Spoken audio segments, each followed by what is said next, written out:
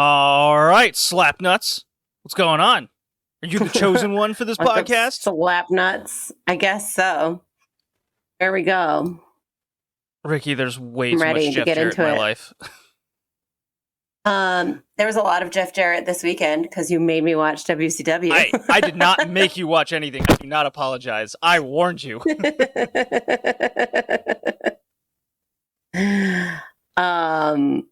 Yeah, we can cross that bridge when we come to it, but I have thoughts. Oh boy. I'll pop the question early. You ready for this? Yeah. Did you like Starrcade 99 or AEW Double or Nothing 2023 more? I actually had a lot of fun watching both. And obviously there were good and bad parts to each. One had a lot of bad.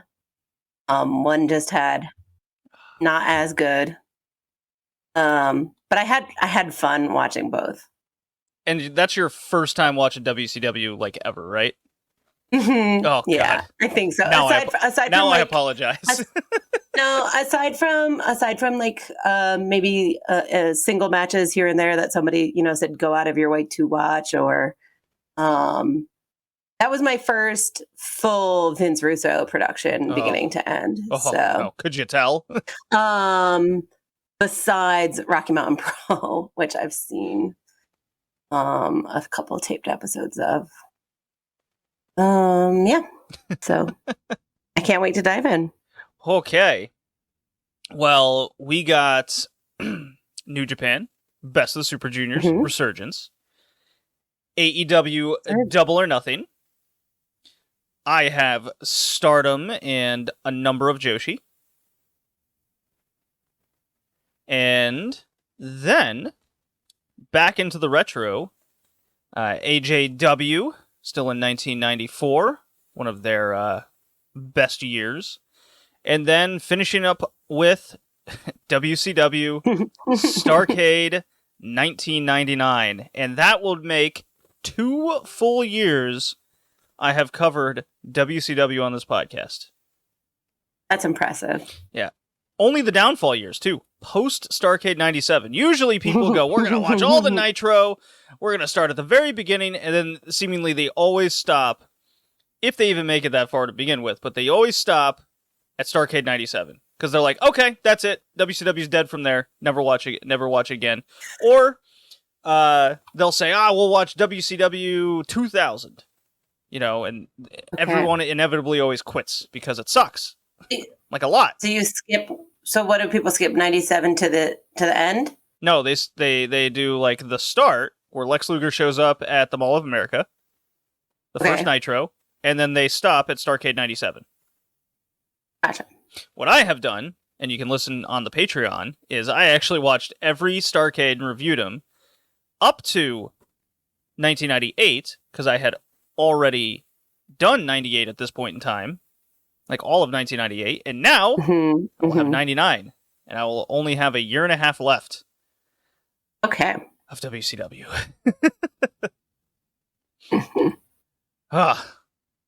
And I'm not shocked that my co-host, my former co-host, Tanner, he was here for a little bit. He's like, I'm going to join you for 99. He made it about 7 months. He came in. He came in at Starrcade 98. And he didn't even make it to Vince Russo. Well, no, he made it he made it a couple weeks. So he almost made it. He almost made it through 99, but it was awful times. So look forward to that later in the cast. You and me. Lots of slapping of nuts. Lots of nuts. Lots of gimmick matches. Oh my goodness! Oh my gosh! So many gimmick between WCW and AEW. I mean, there were like 3 matches that didn't have gimmicks. Oh my god! I was all right. I was losing my mind, but okay. I'm gonna play some New Japan music. Okay. And actually, hold on. Did I make it? I think I made it. Where is my money? Did I make it? Money. Wow. Money. Money. I guess that's just what we're doing. We can just vamp it ourselves. There it is. I do have it. Here we go.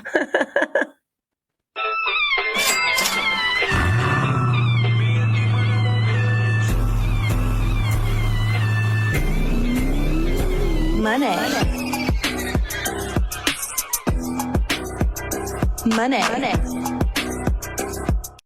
Well, okay. New Japan. Shall we sum up Best of the Super Juniors and then we can talk about Resurgence more? Sure. Yeah, that sounds good. Okay. So my overall thoughts on Best of the Super Juniors I watched, can't say a lot of it. I kind of fell out of it, but I did watch kind of what matches were getting the most hype and which matches were getting the highest ratings. Kind of had a minimum requirement in my head of what I should watch, because after the first 3 nights, I was like, this tournament just isn't for me this year. So I thought the wrestling was good, but my main issue was mostly around kind of the main cast of characters that this Best of the Super Juniors was focusing in on. I'm not that into Mike Bailey. I'm not that into Leo Rush. And it took me, I like Teton, but I, never thought or bought into him as a realistic contender until it was too late. And I'm like, oh shit, they actually went with the guy. I don't know whether the Ishimori injury had anything to do with that. Perhaps not. Perhaps it did. Who knows? And I was kind of getting that vibe very early that El Desperado just didn't kind of have a shot this year at all. And he's really been focused on a lot less ever since New Japan started doing the kind of, if you're a freelancer or not under a New Japan contract, they'll book you fine, but you're not going to get the push. And that's kind of what's been Desperado. And that's really disappointing because I'm super into the guy.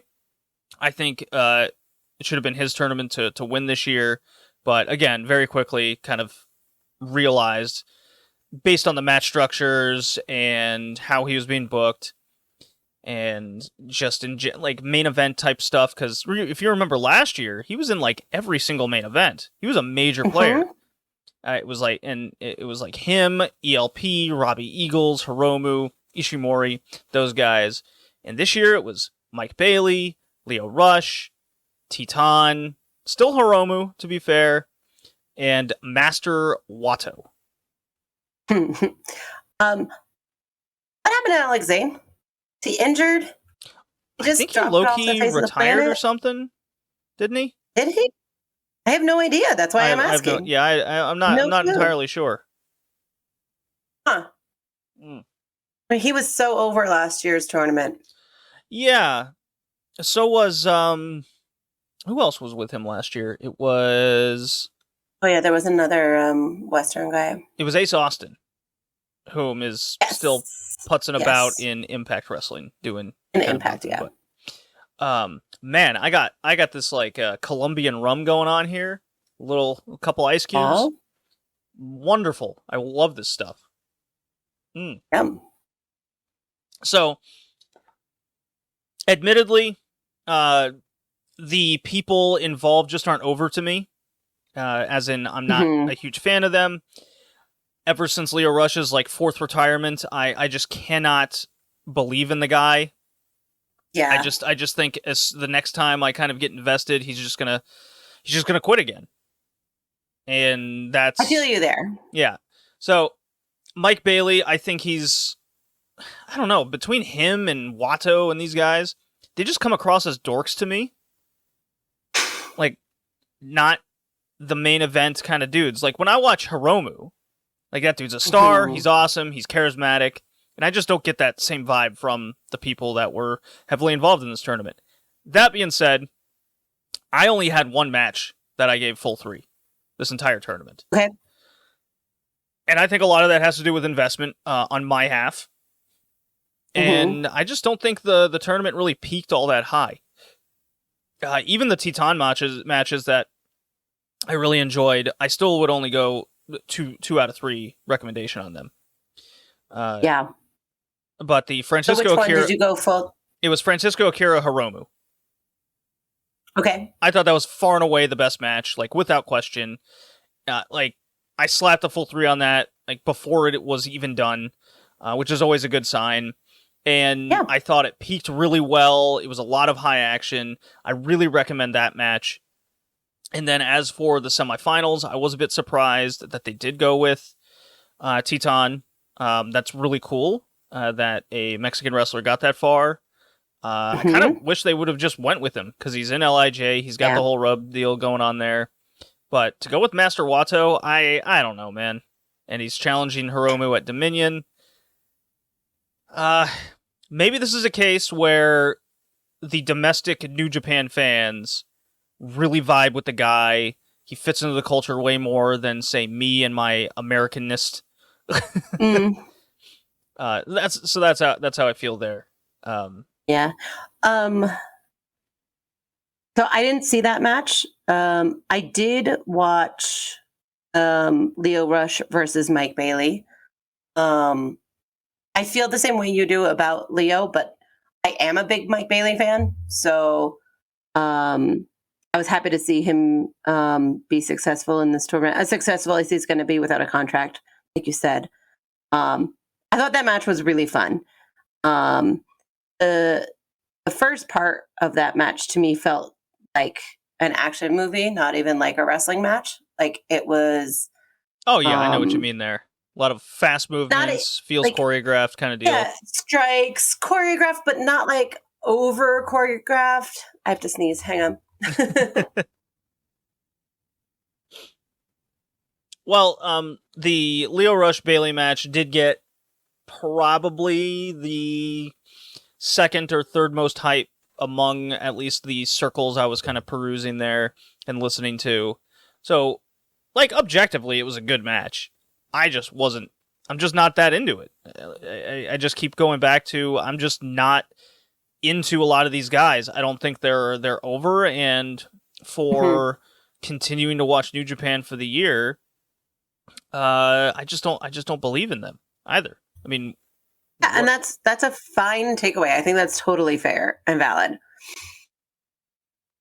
Yeah, it's almost like so much of my fandom is taking over from the wrestling part, and that's a rarity for me in New Japan in particular. I get that a lot in like my Joshi and AEW in particular. I want to root for other people, and I'm kind of into everybody in their own way. This is kind of a rare place where I'm watching good wrestling on the TV, and I'm just kind of it's definitely a case of falling out of what's being put in front of me.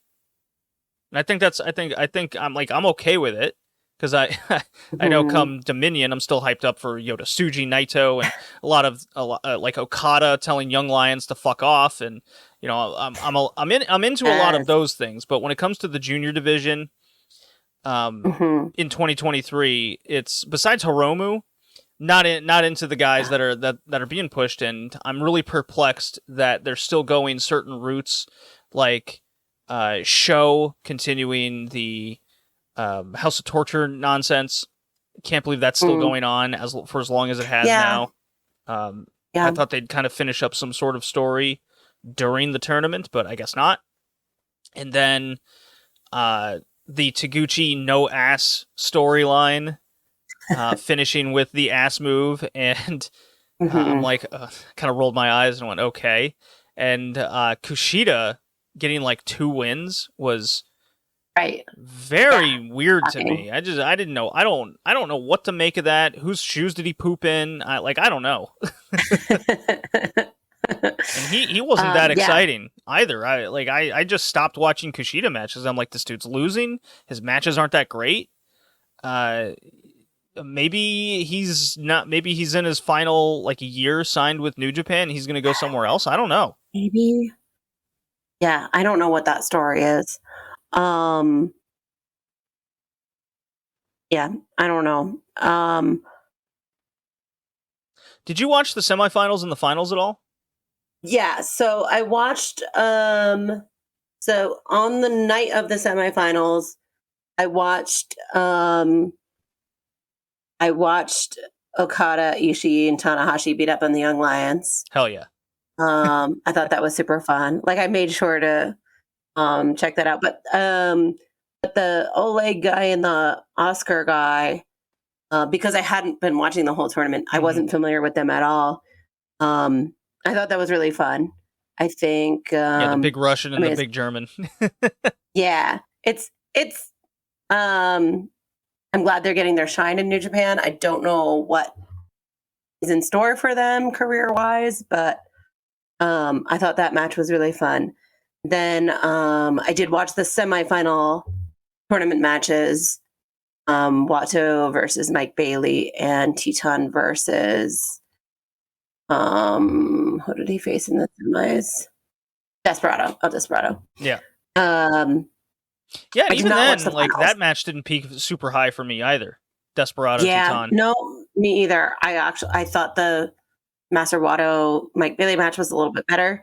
But also, and I didn't have any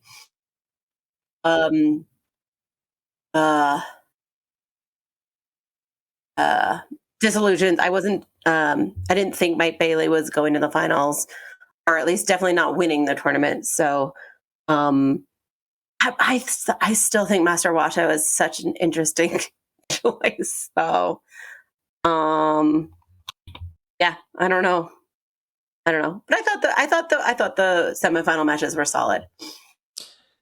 Yeah, I mean, I'm not like, it's not like what we'll talk about with AEW where I'm just actively frustrated and pissed off while I'm watching it. I just go, okay, that was fine.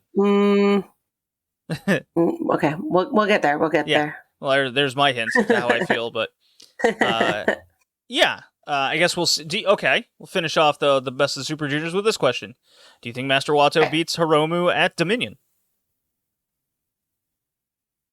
I think if he doesn't, kind of what's the point? But I don't want him to. I don't think he should. I also love Hiromu. I mean, I've talked about that a million times here. So let me pose this question then. I don't know if it's bias or what, but if Wato beats Hiromu and Hiromu moves up to heavyweight, is that a good compromise? Why are you doing this to me? Or is it just us like wishful thinking at this point? I don't know that there's a place for Hiromu in heavyweight. Wow. I know we lost a couple guys, but I don't know. Okay. I don't know. I say Hiromu should win and he still moves to heavyweight. Okay. Let's see here. Resurgence. So interesting enough. Yeah. Mm-hmm. Okay, so Resurgence took place in Long Beach, California. And right up until about, I would say, the last week, as my cat is chewing on a cord. Bad kitty. Bad kitty. Bad kitty. What? Don't meow Sid, me. you know better. You want some rum? Oh, he's not into that. Oh, nope, he's giving a good sniff. Oh, yeah, okay. Not a rum guy. Sid, not a rum guy. No, don't go that way. That's where the mic is. Get down. Come on. Oh, goodness. Fighting the cat. Oh, okay. He's going to jump up on here again, isn't he? Yeah, he sure is. Okay, all right, here he comes. Okay, hi, buddy. Oh, man. Okay, so right up until about, the last week, this show wasn't selling well really at all. Okay? Okay. And then, all of a sudden, they pushed, 2,000 tickets to an almost 3,000 sold-out sort of building setup. Mm-hmm. And it looked good visually. Sounded good. It sounded better. I mean, the quality. I mean, it's Fight TV. The quality is still rubbish comparatively to what we expect in 2023. I just meant the crowd. The crowd sounded big because of the bleacher effect of the stomping and the everything else. I thought that was fun. Yeah, and what's a conversation I've been trying to have is New Japan announced the women's title tournament with Mercedes Moné pretty early. So when they pushed the last minute couple thousand, I've seen people point to it's sold basically off of Mercedes. And I'm like, I don't know about that exactly.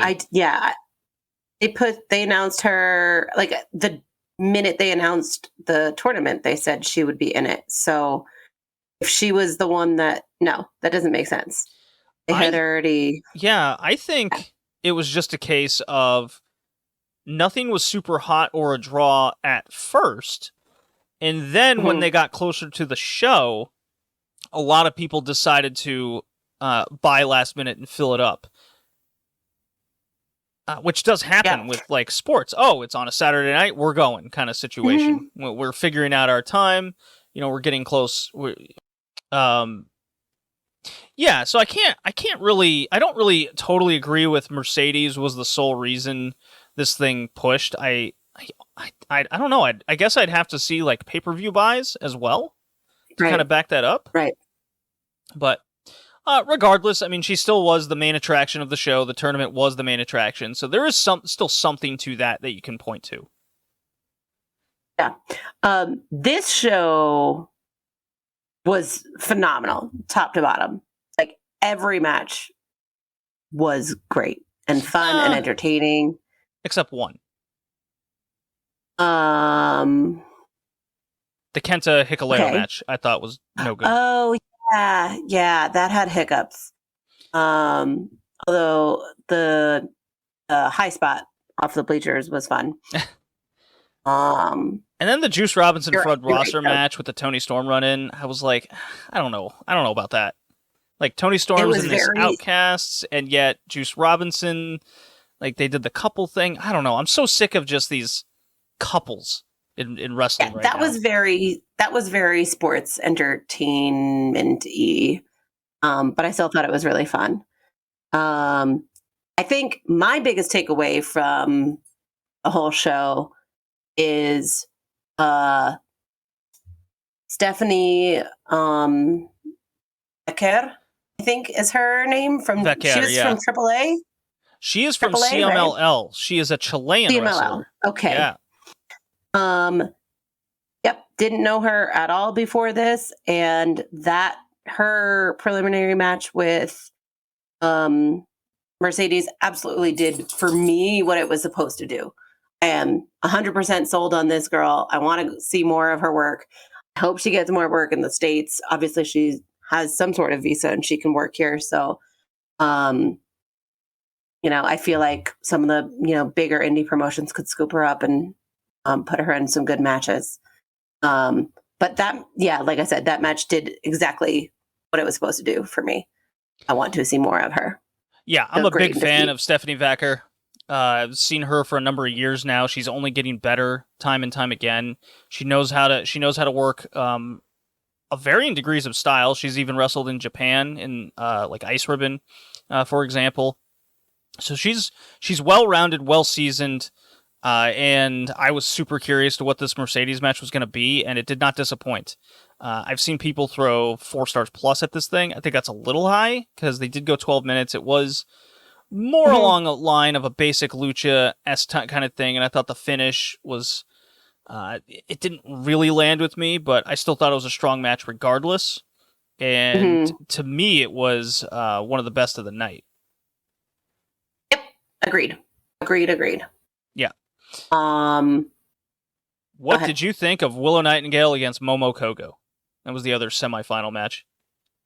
Oh, I thought that was fire too. Again, I didn't know Momo very well. I'm sure I've seen her here and there with. You'd never believe she's like a super undercard wrestler in Stardom, would you? Yeah, no, definitely not. This was, it's the speed versus the power, right? That was the match, kind of. And holy cow, did Momo... before the show started, I was 95% certain we were getting Willow versus Mercedes. But once that match started, I was on the fence. I really didn't know how that Momo match was going to end. So I was in it. I bit on all the near falls. Willow just had such a great night. I'm just so happy for her. She's on a nice little run this Willow Nightingale. We already kind of mentioned Juice and Fred Rosser, Kenta Hikuleo. Massively enjoyed the Blackpool Combat Club Trios match with Shota Umino against the Okada, Rocky Romero, Ishii. 20 minutes action. This was, I think, the best match of the night. I didn't think anything really touched it. This was great. Ospreay Tanahashi was... yeah. Ospreay Tanahashi was good. Tanahashi, it's getting kind of rough to watch. One of the best ever. He's really slowing down. I think it's finally time that we kind of look at him and admit that, that this is his last kind of run. I don't know how long that's gonna last, but I mean, it just looks like a hurt athlete, Yeah. And Ospreay's not doing so hot himself either with that shoulder. Man, I know. Needs to get down a notch, but I hope he's going to be healthy for Forbidden Door. That's all I hope at this point. Yes. And then the elephant in the room, Willow Nightingale defeats Mercedes Moné 13 minutes due to essentially calling the spot finish of Mercedes. She was on the top. They're doing probably a superplex spot of some kind or a flip over powerbomb deal. And Mercedes kind of bails, whether it was losing her footing or whatever, fine, just simple bail. And she turned her ankle real hard, probably landed on it exactly sideways. And boy, been there myself, where the swelling is so bad, you don't even know if it's broken kind of bad. And that's kind of the reports finally coming out. Gets back in the ring. She clearly just could not walk on this thing. And they went home. Anybody who kind of thinks that Mercedes wasn't going to win this match, and they're kind of pointing to, like, show me proof. I'm like, come on. Yeah. I mean, I had like a false optimism that Willow was going to come away winning. I didn't actually believe she would. But I mean, you and I being fans of Beyond and East Coast indie wrestling for as long as we have been, it's hard not to root for somebody like Willow. Whether because I've followed her career as long as I have, but also how do you not root for Willow Nightingale? She's just so charismatic and magnetic. And she gets better every year, seemingly. So it's absolutely nice. It's always nice seeing, because when I first saw her, I was like, okay, bubbly personality. She's not the greatest in the ring, but it's always nice seeing development actually pay off. And Willow Nightingale's doing that.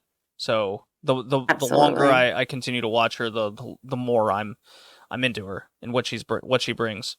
So regardless of why she won the title, she is the champion now, and that is an interesting position because an AEW wrestler now has a title that was created solely for another woman. What does that mean for Willow's booking in AEW? What does that mean for, that farce of a YouTube show called Ring of Honor? Among other things. Yeah. Pay attention to Willow. I'm curious, for sure. I think whether they had planned to push Willow real hard or not, they're going to have to put her back on TV. But now we have 2 extra hours of actual television starting in 2 weeks. So I think timing-wise, it kind of works out for them. So they can pretend it was their plan all along. I mean, I'm going to be on the negative side here, but I don't think AEW is going to do much more with Willow besides what they've already been doing. I don't think she's in the plans of AEW. I don't think she was. I think she has to be now. I think she has to be. Well, we're talking about one Tony Khan and the committee of women's wrestling over there. Anyways. But Will Washington. Will Washington. Okay, so he'll, make sure storylines are straight and narrow, but okay. That doesn't mean Willow's in one of them. Anyways, I'm going to play Hangman Page's music. Here we go.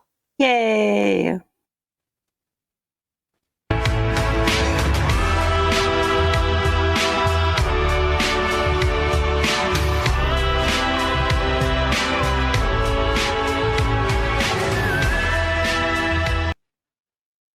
Okay. AEW Double or Nothing 2023. So we saw the build. We spoke about that on the last podcast. Both agree it kind of isn't the best build to a lot of these matches. We previewed the show a little bit, and I mean, I wasn't feeling it going in with what we were getting. But I kept saying, don't bet against AEW pay-per-views because, well, they're always good, right? They haven't let us down so far. Yeah, you can maybe point to All Out 2020 as kind of the one kind of bad one with unfortunate events that occurred prior that may have impacted matches after that and how you viewed the main event. But regardless, look, we said this show wasn't selling well. It seemed like a lot of these tickets were papered for the show to make it seem sold out. They moved a lot of people around, but it was still a full arena nonetheless. At least that's how it looked. And let's get into it. Well, I must say that they sold probably about 6,000 tickets when the Blackpool Combat Club Elite Anarchy in the Arena match was finally pushed as the main event. Very notable. There. Oh, is that what happened? Yeah. Okay. Because, I mean, I don't know how accurate this is, but they kept saying on commentary over 11,000 people in the building. I haven't looked at WrestleTix or WrestleNomics for a number, but that's what they were saying on commentary. Yeah. Speaking of commentary, how did you feel about the commentary team ringside? I didn't like it. Me either. No, it was very WCW in the bad Nitro years. It was very WWE, WWF.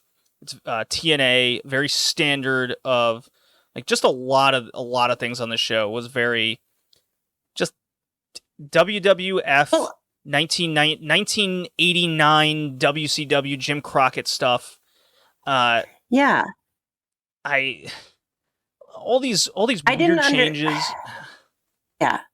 I didn't understand. I mean, when I first noticed that they were ringside, I was like, well, that's for a reason. Like something's happening at that table. Somebody's going to, mess with Excalibur or somebody's going to go through the table or whatever. Didn't really happen. There were moments with Don Callis on commentary during Anarchy in the Arena saying he wasn't safe ringside with Kenny Omega out and about, but that was the only reason why I could see why they would be ringside and not in their usual position. Yeah, and they also had the big LED screens, multiple. That I liked. It just a lot of these production things is very much what that new guy is in and he's doing. It's just where he was taught. Yeah. And I have a feeling that he's making a lot of these calls.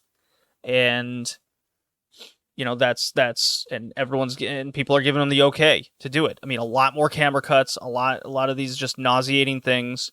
Just watching the show, it did not feel like AEW because I didn't see for one moment the sweeping low camera shot, for example. Oh, that was things like that are just all that shot. Yeah, all these subtle AEW shots are just totally gone now. Yeah. Okay. So thoughts on the whole show, Ricky, as a whole? As a whole, I had fun. It was an AEW pay-per-view. I was looking forward to it all weekend. There were low spots, and it wasn't their best. But for the most part, I had fun. It felt like a big show and a big deal. And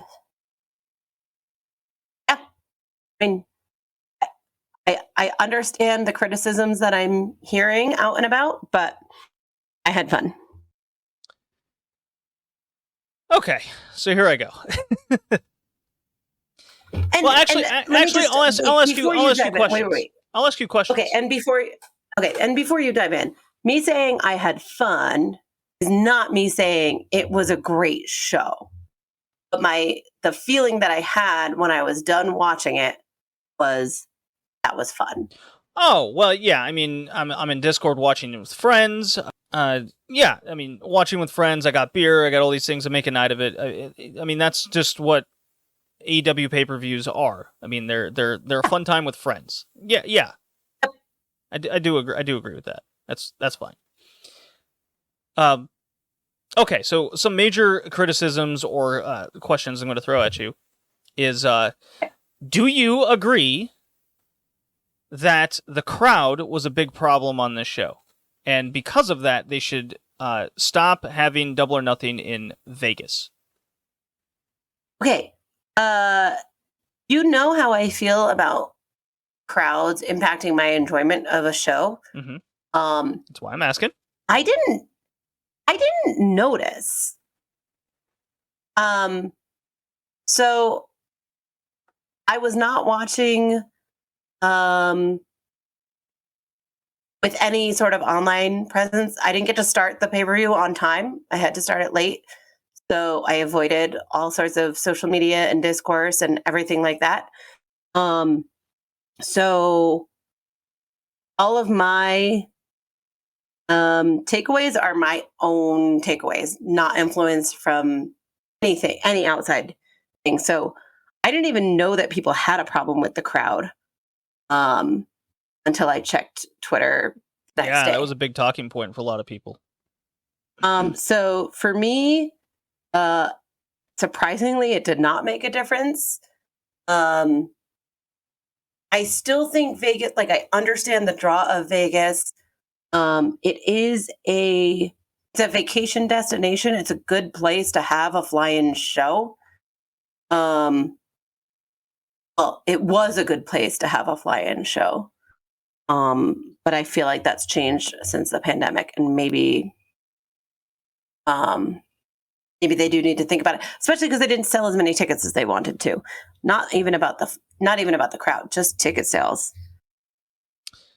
Right. I mean, they used to get 18,000 people in this thing, and it's significantly down this year. Well, the first one was at MGM Grand, which was a smaller arena.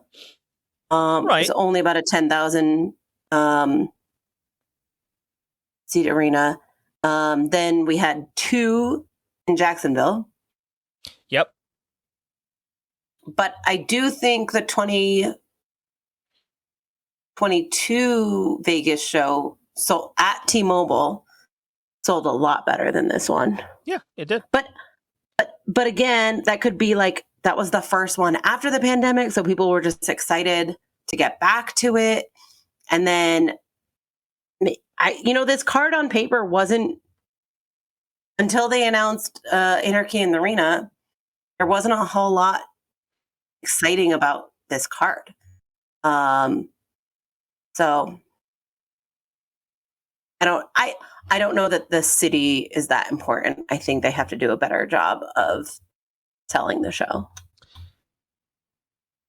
Well, I do agree with that. Obviously, I've been on this podcast a long time and saying that never blame the crowd unless they just totally hijack a show unwarranted.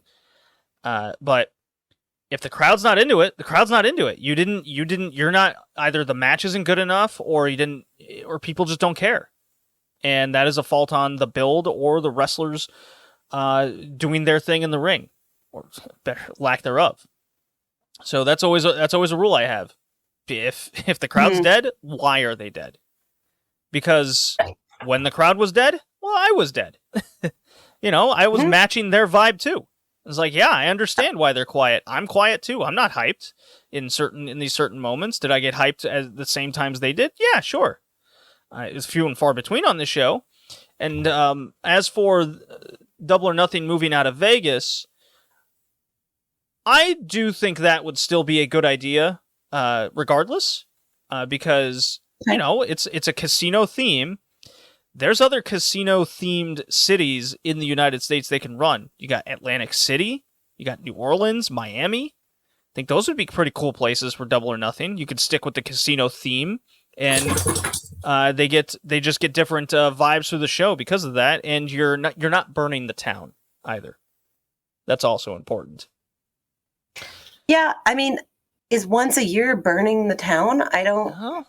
It's not like Chicago and they go there 5 times a year. They're going twice in 2 weeks. Like, yeah, right. I don't know. But I mean, that's a population thing though too. Chicago is bigger anyway, so right. Well, would it kill All Out to not be in Chicago for a year, and you can do like an every other year thing? Is there a reason why it couldn't be in Houston one year? We're just throwing out another major city, right? Or LA. You could make it a big 4, cycle it every 4 years, like the World Cup in a weird way. Yeah. You just pick the 4 largest cities in the United States and you make a clock. Chicago, New York, Houston, I think LA. the Pacific Northwest deserves a pay-per-view after the response that they got in their Dynamites. Yeah, Pacific in general. Go to all the coasts. Left, right, Gulf. Lake Michigan. So that was kind of the 2 big questions there. Okay. So my thoughts on the pay-per-view as a whole is I thought the show was bad. I thought a lot of the matches were bad. It was a lot of weapons, people hitting each other with shit, walking brawls, and copious amounts of run-ins, interference, or sometimes both. Every single match was like that. Every single one.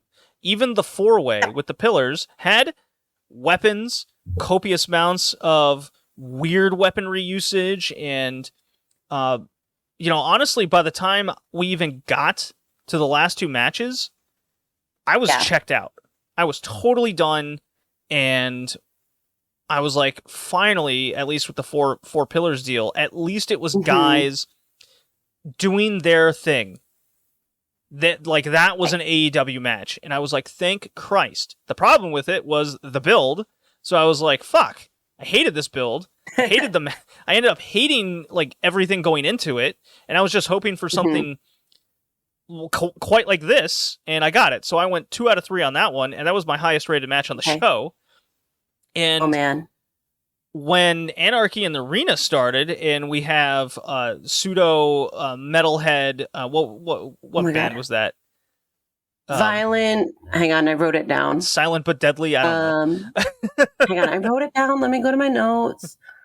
Phantom of the Candlestick. Violent Idols. Okay, twice this weekend I wrote, "Who are these spooky perverts?" Because we had the Violent Idols here. And at WCW, we had the Misfits, and they kept calling them the Misfits on WCW. And I was like, okay, that's a good stable name. Who are these guys? And then I felt, well, we can dive into this on WCW. That's for WCW, but holy shit. Watching this show and Starrcade 99, there was just way too many parallels. And the similarities were uncanny. I was in my head, I'm calling, oh, it's AEW Starrcade 99. Without the shitty... it was just without the shitty Russo booking. That's all that was missing to me.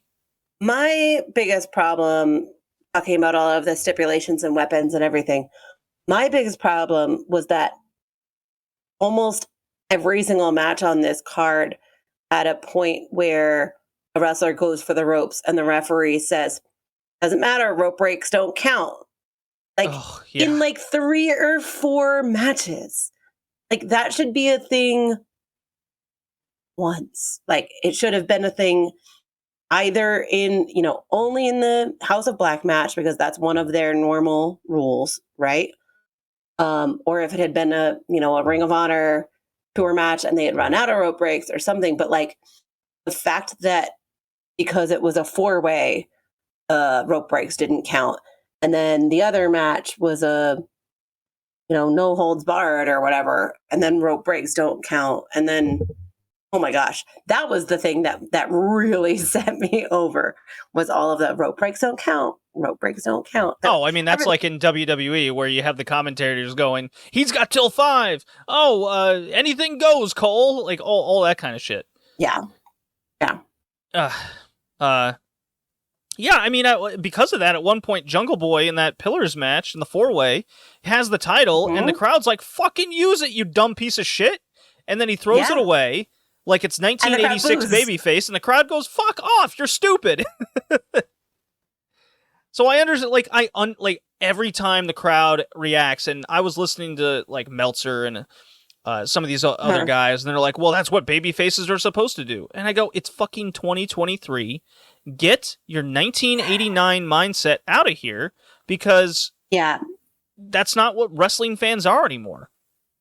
I agree. It's not the pure white meat babyface anymore. We like our tweeners. We like our good guys to have an edge. We like to love our bad guys. Well, it's also wanting to see a wrestler be smart.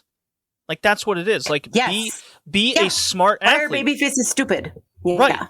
That's how the crowd reacted. Yeah. And there was just too much of that. Okay. So, besides every match feeling the same, and because of that, everything just got so repetitive that eventually when we got sort of straight wrestling, I mean, for example, the AEW tag title match along with the House of Black match, okay?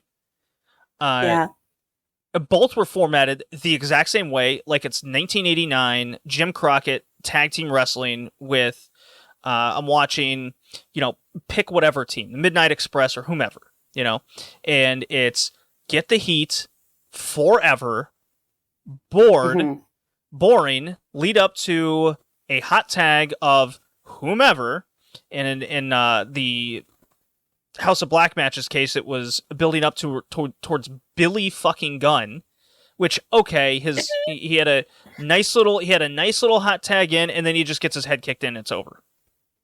Yep. I can't tell you how many times on that Starrcade watch through for 15 years, every match was kind of formatted that way, or it was like the FTR Jeff Jarrett fiasco, where it's 18 minutes of boring tag in, tag out, get the heat, and then it's a ref bump or interference followed by some sort of screwy thing to finish it out. And the only thing that people react to is the guitar shot or the chain shot if we're going back to the 80s. Like you're just waiting for the weapon.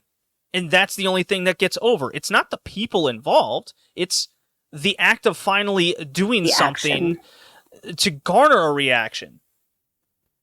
It was so aggravating that I felt like I was watching WCW in the 80s or Crockett in the 80s with the same formatted matches, along with copious amounts of ECW because of all the hardcore nonsense. And I'll tell you, I have zero ECW nostalgia. I didn't grow up with it.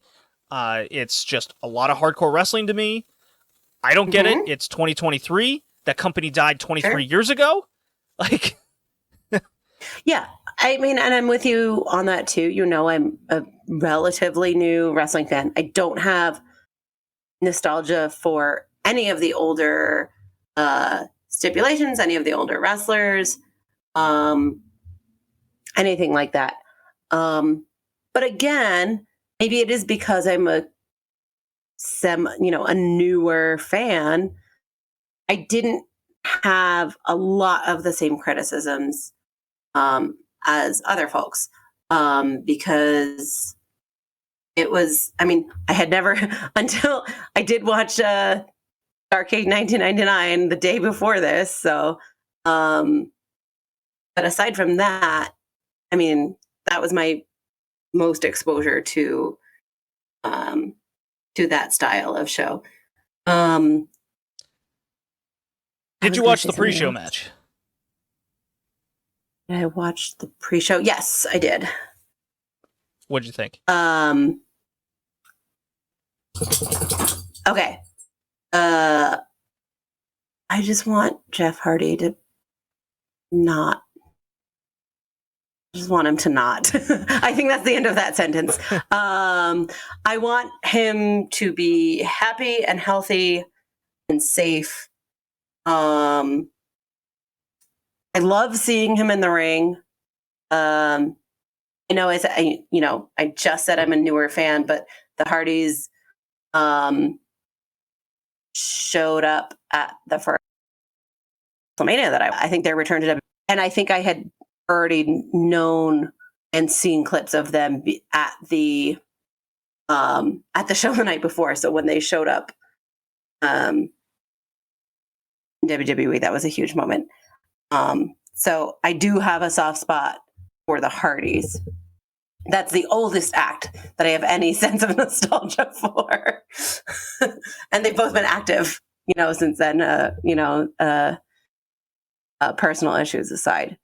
But yeah, I don't need Jeff to keep doing the Jeff things. It just makes me sad. I mean, I think they're washed. I hate watching broken athletes attempt to do things that they can't do anymore. And not to mention, I could give like two shits about this storyline with Ethan Page. I already am not into Ethan Page, so it's so good. He's just been in horrible stories. Well, I mean, he always is. That's his career. That's part of the package when you get Ethan. Okay, Ethan loses. The Hardys look terrible. Moving on. The Blackjack Battle Royal for Orange Cassidy. All I kept thinking was Orange Cassidy better not lose this thing in a Battle Royal of all things. This was to me, this was like the Big Show Stardom pay-per-view opening Battle Royal Rumble deal, where it's how many people on the roster can we fit on the card in one match and hopefully do something with. So as soon as I kind of accepted that's what they're doing here, I got into the match a little more. And the Swerve Cassidy thing at the end, I was super into. And if I'm just taking that as a match in itself, I'm that was my second favorite match on the show. Okay. The thing about this Battle Royal, the thing about Battle Royals in general is they are there primarily to get as many people on the card as they can, right?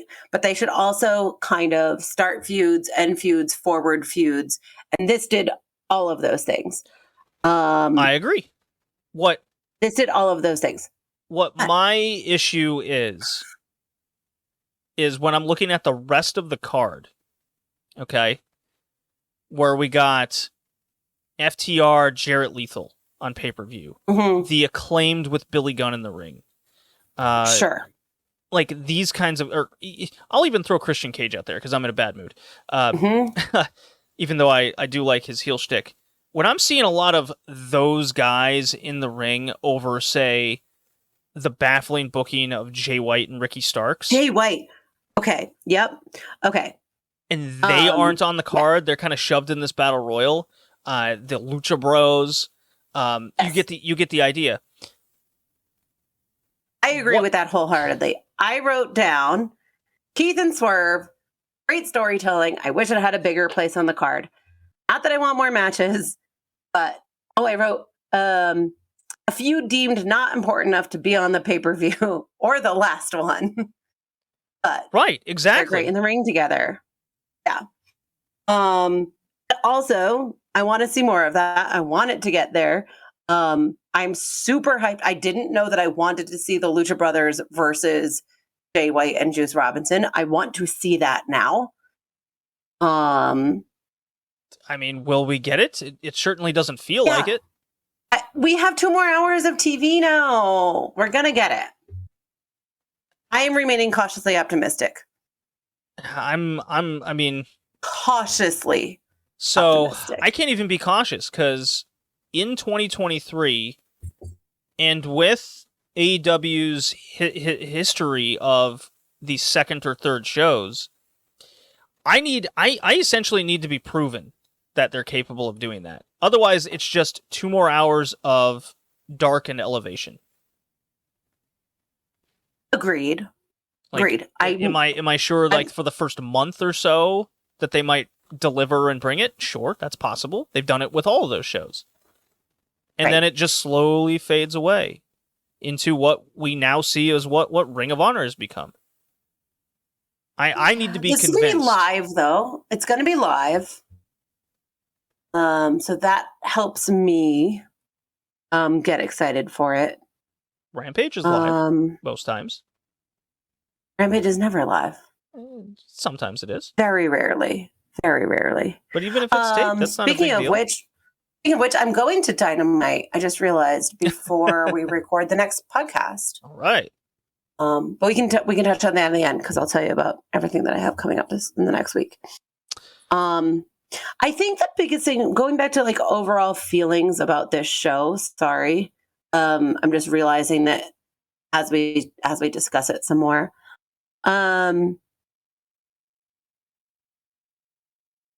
It's missing something, and it may not be tangible. I may not be able to define it.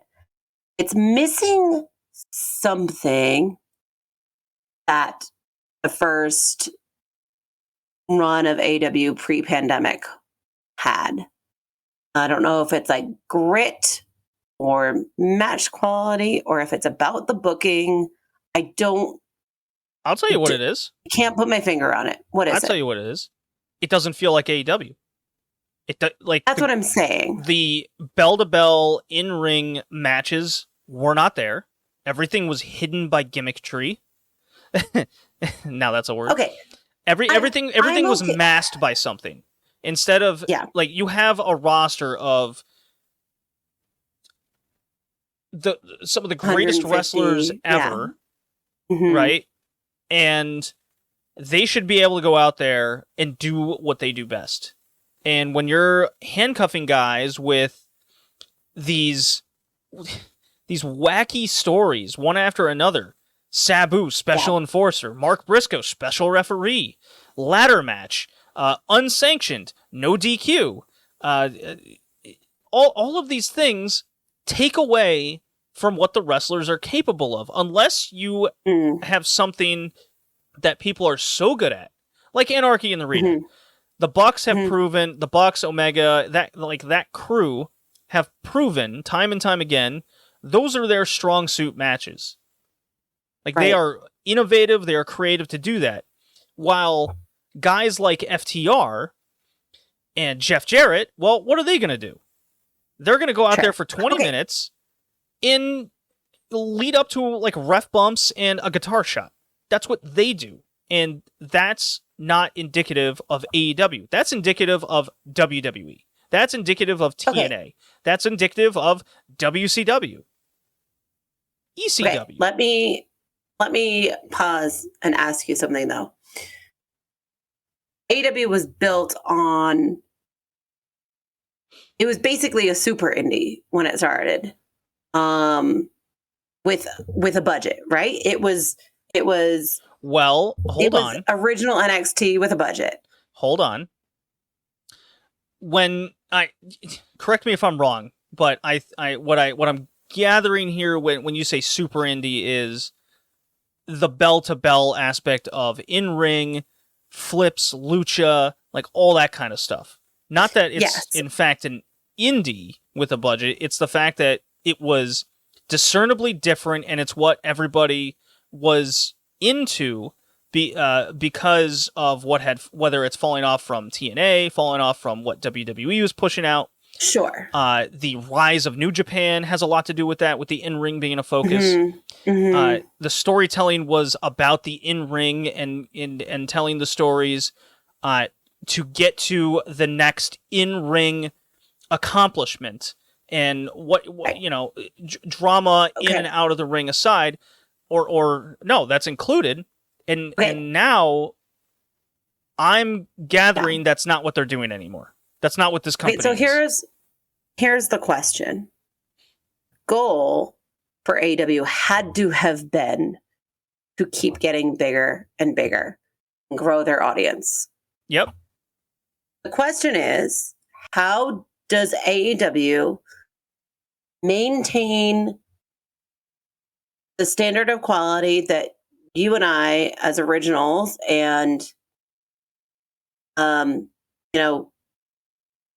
serious fan, I don't know what else you want to call us, like how does AEW maintain fans like you and me and our listeners while still entertaining new audiences and enticing new audiences and growing the brand?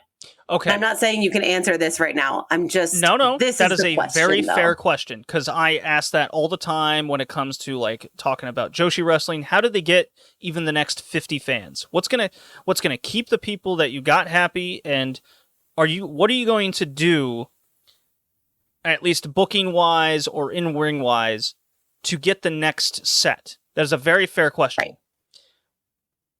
What I believe that AEW is always, they've been trying to do that since day one, and right now with this seemingly new philosophy in 2023, I don't think it's the philosophy continued off of that idea.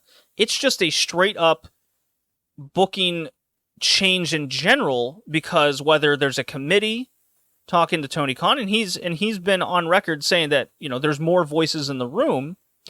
And I've said this in the past, if you remember.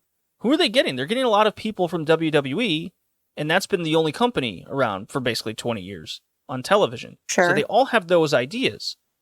And can't help but notice that Jeff Jarrett, and I'm going to feed this conspiracy until I'm like sick of myself, but Jeff Jarrett has a lot of tells. And I watched a lot of TNA, unfortunately.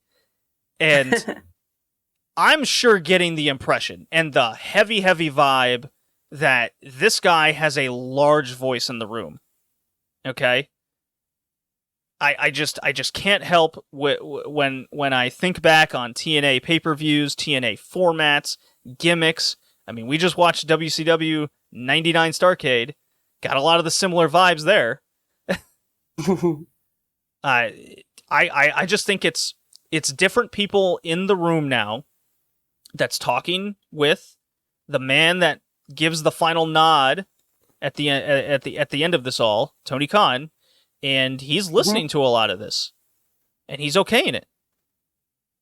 He's listening to Jeff Jarrett. He's listening to, I don't know, Arn Anderson, Paul White, Mark Henry, all of these guys that say, you got to slow down, brother. You're doing too much. We have to tell a story in the ring with this X, Y, and Z. And to me, that's not AEW. That's not what it is.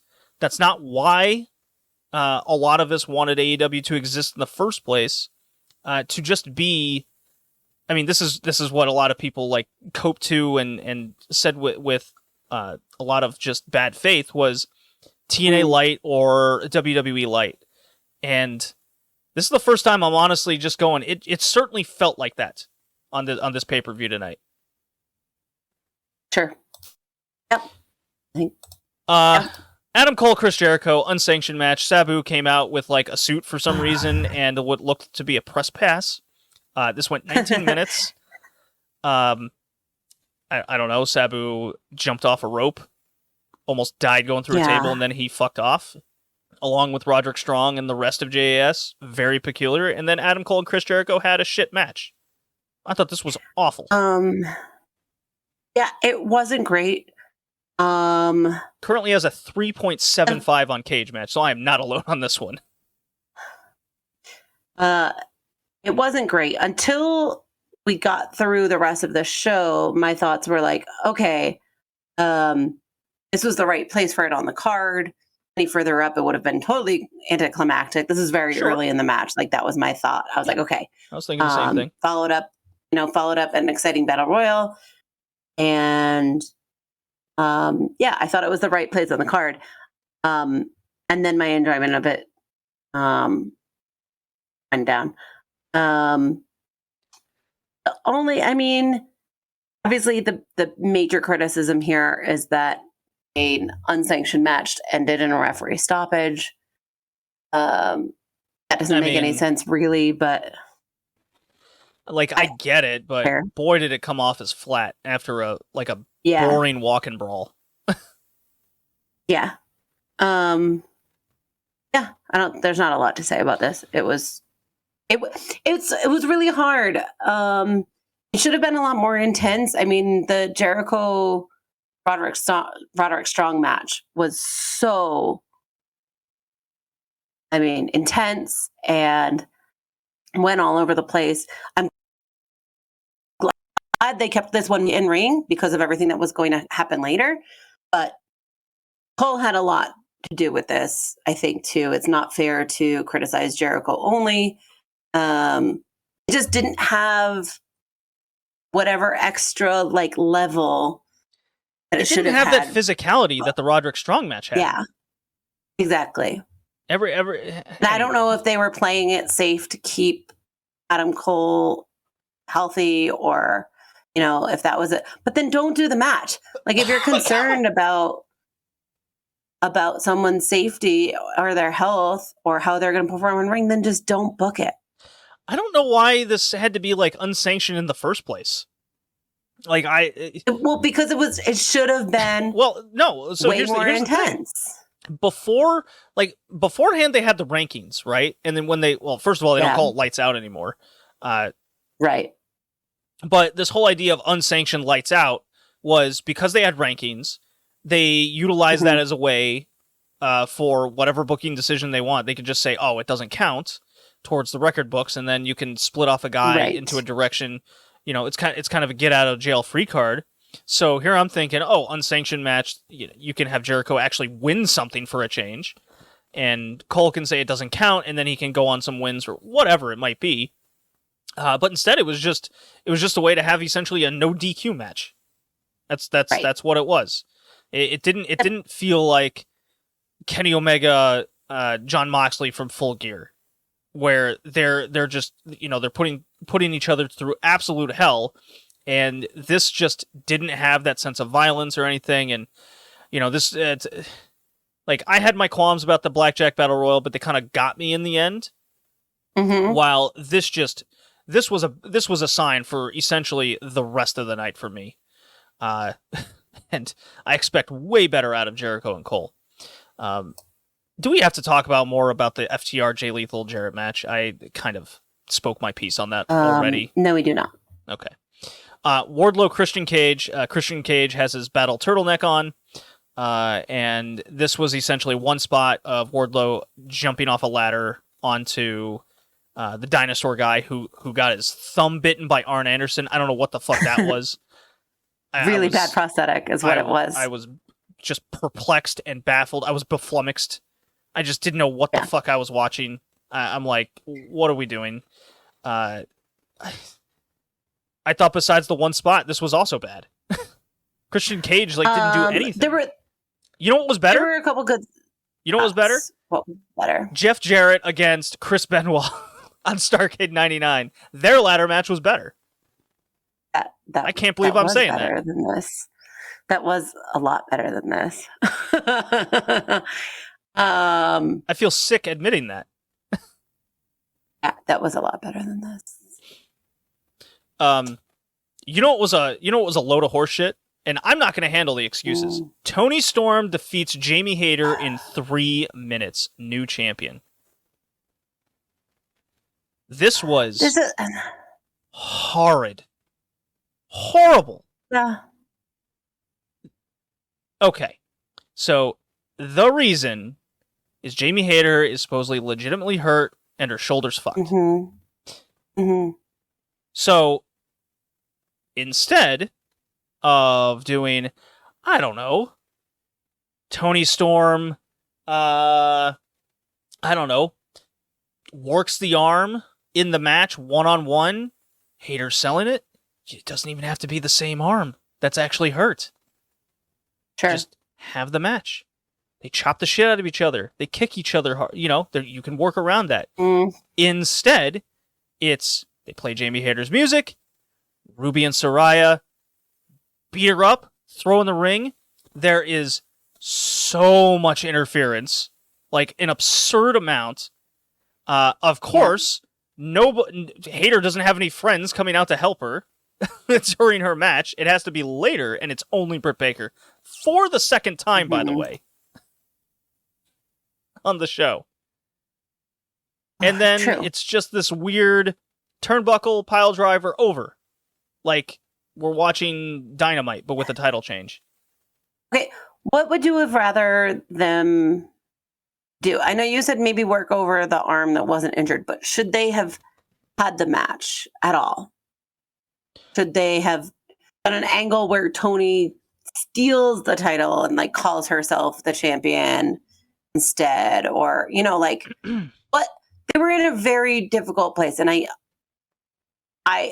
understand not wanting to, you know, like, you know what? Let them off the hook for any of these excuses, but what are the other options? Okay. Well, Jamie Hayter she looked pretty capable out there, to be honest. Mm-hmm. And they're wrestlers. I mean, athletes work through injuries. I believe these two are good enough to make something work, injury or not. And so that would have been my first choice. Just try to have the best match you can. If it has to be 8 minutes, then it's 8 minutes, right? Certainly wouldn't have done something like this, but if you want to get like super like 1980s creative, since I'm on the topic of 1980 something Jim Crockett, Tony, like if you think Jamie Hayter's not going to be able to pull off a match and you're not confident in her, then you pull off some like Ric Flair calling a lawyer type shit. You know, Tony Storm's filed an injunction against now champion Jamie Hayter. She's not going to be able to wrestle at the pay-per-view, and they have literal medical documents that saying she is unable. Tony Storm, due to legal obligations, has now declared herself the champion and will be facing Jamie Hayter's opponent to be named herself later. And you could have Tony Storm, Sheeta, or whomever have a match, and Hayter's in the corner, she's there, and you're making a story out of that. I feel like I've heard you say on this podcast many times that lawyers in wrestling are stupid. Well, this is an example of, like, you know, agencies and all this. I mean, I was sticking with the 1980s. But yes, lawyers in general. No, I understand. I understand. I just... Like I said, I would have gone with just work the best match you can. Because I believe they're good enough to do that. Yeah, that would have been my preference as well. I had Tony taking this match either way. I thought it was time. I think it's going to be better for Jamie to chase the title and win it back at Wembley as opposed to defend it at Wembley. Well, get this. Yeah. Hayter's only had 4 matches since January. She won this title. 4 total or 4 defenses? 4 total. Okay, continue. She won that title full gear. Great match. She faced Cheetah in December. Great match. She faced Emi Sakura on like Rampage randomly or whatever it was. Oh, yeah. Great match. And then it was nothing after that. So she could have been injured back in January, and they've just been doing this for 4 or 5 months. She had the Rio match. That wasn't like great or anything. It was kind of just what they were doing, but she's only had 4 matches in the last 4 months. That's not a lot of work, and it's always the same with AEW and its booking of this division. It's always the same. It doesn't matter who it is. It's always like this. Anyways, I thought House of Black against Acclaimed was boring. It was 15 minutes. Yep. Jade Cargill, Taya Valkyrie. This went 8 minutes. This was exactly what I thought it would be. And I was so desperate for any sort of just straight wrestling on the show. Yeah, Layla Gray still got involved. Sterling was on the outside, whatever. I mean, this match I thought it was bad. It's exactly what I thought. Jade Cargill missing kicks by a mile. Taya Valkyrie just can't move. There was like a codebreaker spot, but it looked like they just kind of bumped into each other. Yeah, I thought it went long for them, but I didn't think it was terrible. And I wasn't like counting the minutes till it was over or anything. It just wasn't good.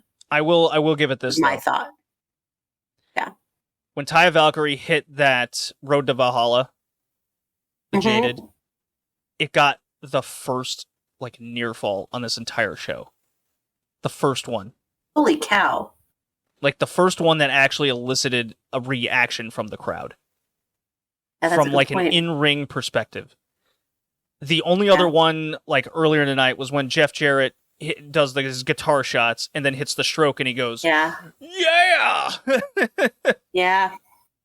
Like that was it. That's a very good point. So my theory is, much like myself, I was starved for anything at this point. Anything. Yep. So I was like, oh my God, a near fall. Oh, thank God, wrestling does exist. So Jade wins. And Mark Sterling goes, oh yeah, 16-0, open challenge time. Because they have been doing it. And Jade's like, what the fuck? All right, okay. And Chris Statlander's music hits. And I'm wearing my Chris Statlander shirt right now. More than a woman. Not me, of course. But hyped to see her back. I thought this was a good angle. I thought this was a good fit. Like, you watch Statlander move in this ring for 40 seconds of it versus what we saw Cargill and Valkyrie, and it's like, what it's night and day. It's not even close. We're watching an actual athlete in the ring that's a wrestler. And then on the other end, you have Taya Valkyrie. So Statlander's the new champion. I'm into that. That's fucking cool. I like that. This was my favorite thing on the show. Was this Statlander coming in and beating Jade in less than a minute. Yeah.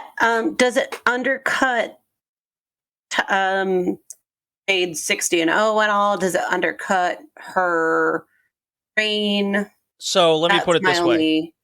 Let me put it this way. If her 60-0 like run was interesting and good at this point in time, then I would say yes, it does kind of undercut it. But at this point, it's not that. It's ran its course a long time ago. They've been biding time for many, many months for probably this one thing. And so, no, it doesn't undercut it. I was over Jade a while ago. I think a lot of people were. And it was time. It was time. Okay. Fair enough. 4 pillars and then Anarchy in the arena. I'm kind of like wiped over AEW at this point. Okay. I think in a vacuum, maybe on another day, I'd really like Anarchy in the arena. But when every single match had plunder and people hitting each other with shit, I was just done. Okay, so not gonna lie, I fell asleep. Yeah, you were toasted. I was. And I fell asleep before the end of the 4 Pillars match. So Monday morning, I rewatched the 4 Pillars match and I watched Anarchy in the Arena. I loved the 4 Pillars match. And I loved what I saw during the night too. That felt like what we're talking about. It felt like AEW. This felt like AEW. And we said this, leading up to it. We said, the build hasn't been good, but we know it had potential to be the match of the night. And I think it may have been. There were some spectacular spots. It was creative. It wasn't, 2 men in the ring while 2 men were hiding on the outside. Okay, now the next 2 do their thing. AEW does multi-men matches like that really well. And specifically these 4 guys. Trying to watch the Anarchy in the Arena match at 10 in the morning or whatever when I started it. the Wild thing really pissed me off. Like, I know they did it the first year too, but I could not concentrate on anything that was happening. It was just sensory overload for me. Yes, I agree. Between the music continuing and then the action being in 2 or 3 different places, and them having to keep cutting and then show replays of things that they had missed because they had panned away from the wrong thing. I was so distracted and I could not enjoy it. And on my first watch, my takeaway was that the first Anarchy in the Arena was better. So you remember on the last podcast, I was disappointed they announced this match was happening because that match felt like it was the right time, place, and like stipulation for what they were going for. Right. And this felt like it was kind of forced in, and it because the first one was so natural and the music kept playing, it was very unexpected, and everyone got hyped into it. This was just repeating of that, and the sequel's never as good as the original kind of situation. Yeah. It just felt like a complete carbon copy of what they tried to capture the magic twice, and I don't think they did that. Now, a lot of people do love this match. I've seen people call it match of the year contender and all that, and I don't know. When I got Omega Ospreay, it's like nothing. Like I'm not even like thinking about anything else. But yeah, I thought the 4-way before that was better because that was AEW. That felt like AEW. Now, of course, said the build was bad, but in a vacuum, on this pay-per-view, the 4 Pillars 4-way was what I want more of. I want more of that. That's what we like. We come on Revolution, Full Gear last year, All Out, and we're talking all-time best pay-per-views. We're talking just matches up and down the card we're raving about. And on this one, I'm struggling to find barely one that I was into. And by that time, I'm like, holy shit. They laid an egg. I thought they laid an egg on this night. Yeah, and I totally understand why you feel that way. So I watched those 2 matches, and I took a break, and I think I watched more wrestling. No, I didn't. What did I do? I don't know. Anyway, then I watched the whole pay-per-view again from beginning to end on Monday. Did it twice. I did. Wow. And it did change my perspective on the Anarchy in the Arena match. I enjoyed it more the second time. Knowing what I was in for, though, that might have increased my enjoyment.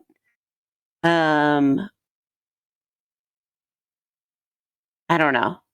I was half on my phone for the second watch because I already knew what I was seeing. I knew, I wasn't anticipating any, surprises or anything like that. But I thought it was worth a rewatch.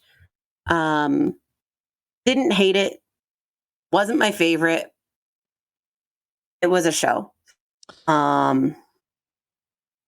And there was an exploding super kick, and Takesha's a heel now.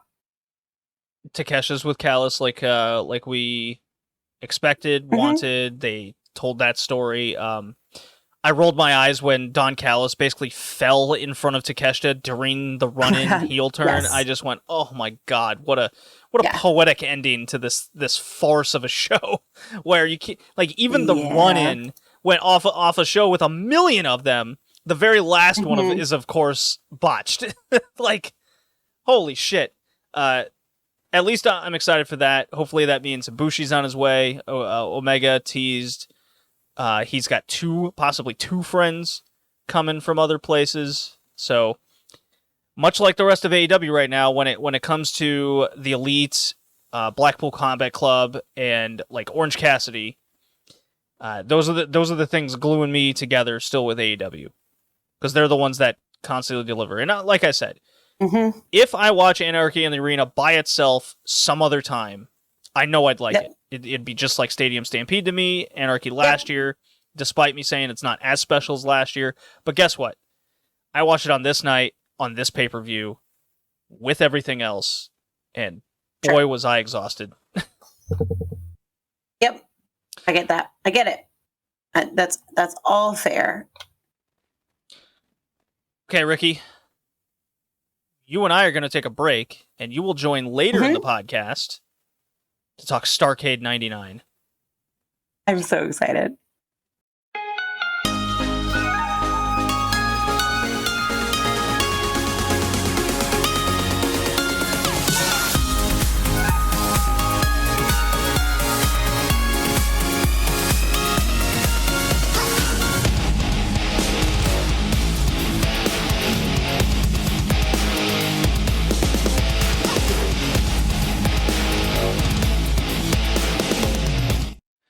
All right, everybody, it's the Joshi section of the podcast time, and the second half of May, post-Golden Week, has come and gone, and that was the former entrance theme of Sareee, formerly known as Sareee, in the Federation.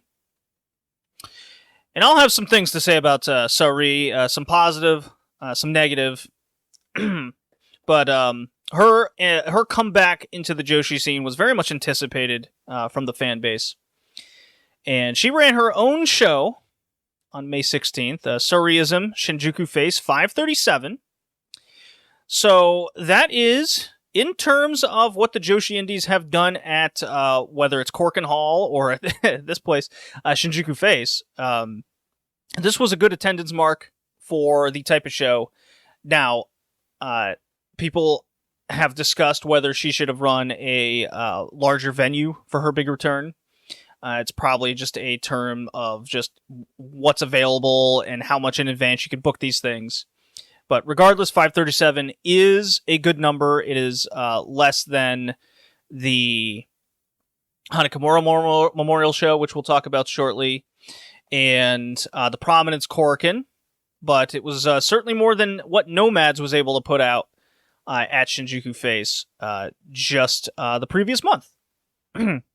So, just real quickly, the Sareee show was a 4-match card, which is incredibly short, very small, and it's kind of indicative of what we've seen through the Joshi Indies this year, especially in terms of like produce shows, where it's opened with a young rookie-esque match of Riku Kaiju and Yurika Oka going to a 10-minute draw. This was totally fine. Won't blow you away.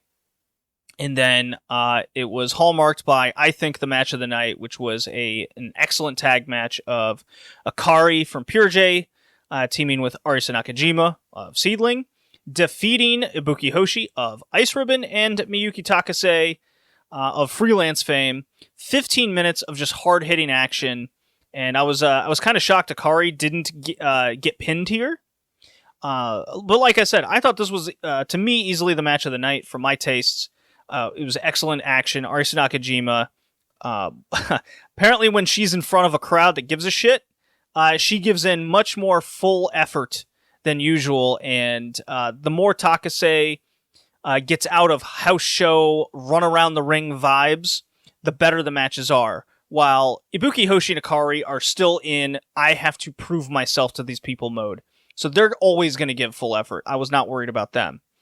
I'm just always worried about the effort level of some others in, are they going to reach non-house show level? I think this absolutely did that. The semi-main event is very much the black mark on the show. It's a Jaguar Yokota Nanai Takahashi match defeating Kaoru Ito and, Sakura Hirota playing the copy character gimmick. And this went on for 18 minutes that seemed like it was a century. I'm pretty sure they're still wrestling. Jaguar Yokota still not selling for Sakura Hirota. Pure comedy. And, we had Nanai in a t-shirt. We had Kaoru Ito in, who she is. This was an abomination of a match. A mixture of comedy and just old wrestlers that can't move anymore. Very much the problem with a lot of the scene these days But the main event was hallmarked by Chihiro Hashimoto, maybe surprising to some people, defeating Sareee in her big comeback match, 23 minutes. I've seen some good reviews on this, but I'm definitely on the negative side. And it's more or less on Chihiro Hashimoto. I think it's time we just accept this is her style of match now, where she's gonna get you on the ground, she's gonna grapple fuck for just minutes on end. She'll throw a cool German suplex or two, probably one on their heads, and then they'll go to the finish, and it lasts just for ages, and it just takes too long. It takes me out of the match. I'm not into them. There was some Sareee moments where she's throwing her big forearms like she does. She's certainly, got to get back into her Joshi-esque form that a lot of people liked her for. I've never been the big Sareee guy in her match style, but boy, does she throw a cool Uranagi and T-bone type suplex where she will throw somebody on their head as well. So not to say this match didn't have cool moments, but the format isn't for me, and this is just kind of my exception of what Chihiro is going to do in a main event these days. Not exciting. Now, where the negative comment comes to me is what does this mean for Saree's future in the scene, and her losing out of the gate like this? Is it her playing ball to do job for a nice little attended show? That's probably the case. If it takes her losing to do that, then I don't know if it was worth it. There isn't a lot of the scene where you have a big protected main event level star that's going to do work and do something for other promotions. Could you speculate that she could challenge for the Diana title, challenge for the Sendai title, challenge for insert indie title here? I mean, that's kind of the expectation at this point with Sareee, instead of, she's going to show up in Stardom, challenge for the IWGP title, sign with this company, and be a big star there. I don't see that as a case, and to me, that's a big negative. Because, and I mainly base that off of Saree's coming from the Federation, WWE. She had a lot of notoriety before she left for WWE. And the case of what she can bring to the indie scene, I think, is very small. Especially considering the scene is at a dire end straight there. And shout out to a Patreon episode I just put out, is the state of the Joshi Indies in 2023. A direct comparison and situational commentary of where they stand compared to themselves year over year, and how they stack up to the rest of the scene in direct comparison to pre-COVID. Are they on pace to get to that point? What is the worry behind certain situation? What is some expectations behind promotions? And that'll lead back into Sareee here. If she's simply going to go back to challenging Chihiro, challenging Takuma Iroha in Marvelous, being in a main event there, it will, of course, help those promotions out, because there are no more. The main eventers are slim to none. The talent is slim to none. And the freelancers are more focused on doing produce shows. If she does that, that is a net positive in that sense. But in terms of where I'm looking at this, in terms of Sareee herself, that is a negative. Because what she's doing essentially is what she was doing 4 years ago. 3 years ago. Right? That's what she needs to go to the next level of her career. And, if it was me and I had a bag of money, TJPW certainly needs a talent of that caliber, but are they going to sign anybody like that? No. They've had years to do that with varying talents on the scene. They just don't do that. So the only option is Stardom at this point, or whatever the case, showing up in an AEW capacity. Is she any of value to New Japan? I don't know if New Japan / Bushiroad sees her that way. They could. Could that be a Mayu match for the IWGP title some point down the line of the year? But what does that mean for the in-between? It's a cool little one-off match, sure. But for the career for Sareee, I don't think that's good for her. Now, the most dire prediction would be she simply does what she's doing currently. We see her on a produce show of her own making. We see her on the Hana Kimura Memorial Show. She's booked in various undercard, midcard tag matches for Diana, which is where she came from. And that would be very much not a positive in any means. Because then what's happening along with this loss in her debut is now she's being exposed as kind of just another Joshi wrestler that's kind of slotted what the scene is capable of doing, rather than taking chances. Would a Sareee-ism Nakajima match be awesome in Seedling? Oh yeah, absolutely. But then what do you do after that? You know, once she's run this gauntlet of main event title matches like she did in 2018, I'm very worried that if she doesn't even go that route at all, and it's just simply produce shows and doing the occasional tag, we're looking at the career path of where Mayu Ikihi is right now. And I hate to say that, but Mayu Ikihi means absolutely nothing to the scene now. She's rarely booked. She loses. She has no discernible star power anymore, unless there's that rematch with Julia that looks very unlikely.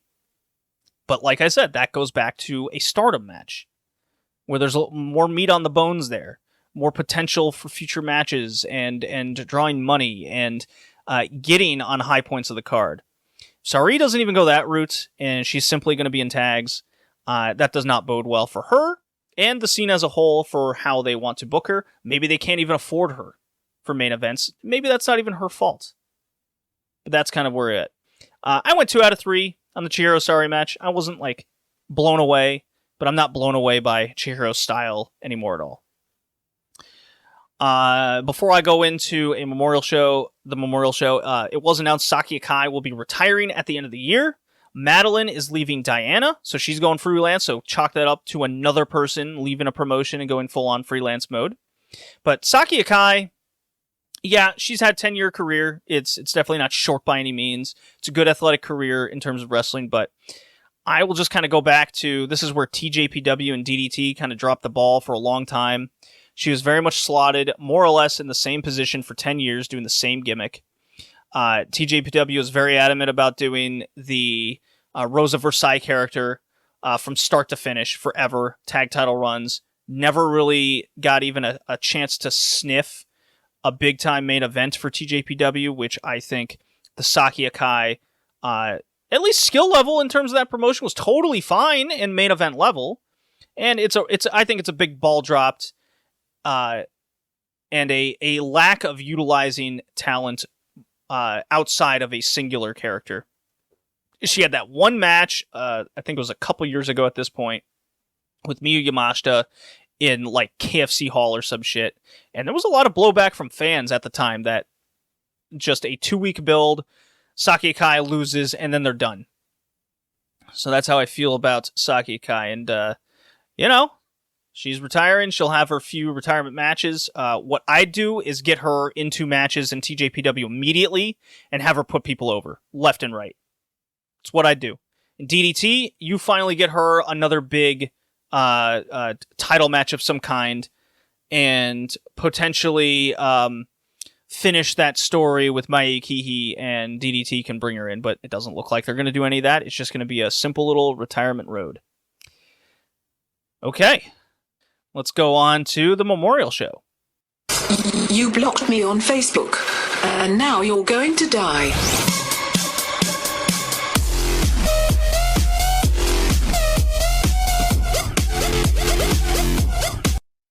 All right, so the Memorial Show for Hana Kimura, it was called Pinx this year. Got 687 to Corkin Hall. Decent little number there, but you can kind of feel that maybe the mourning period is nearing its end for Hana Kimura.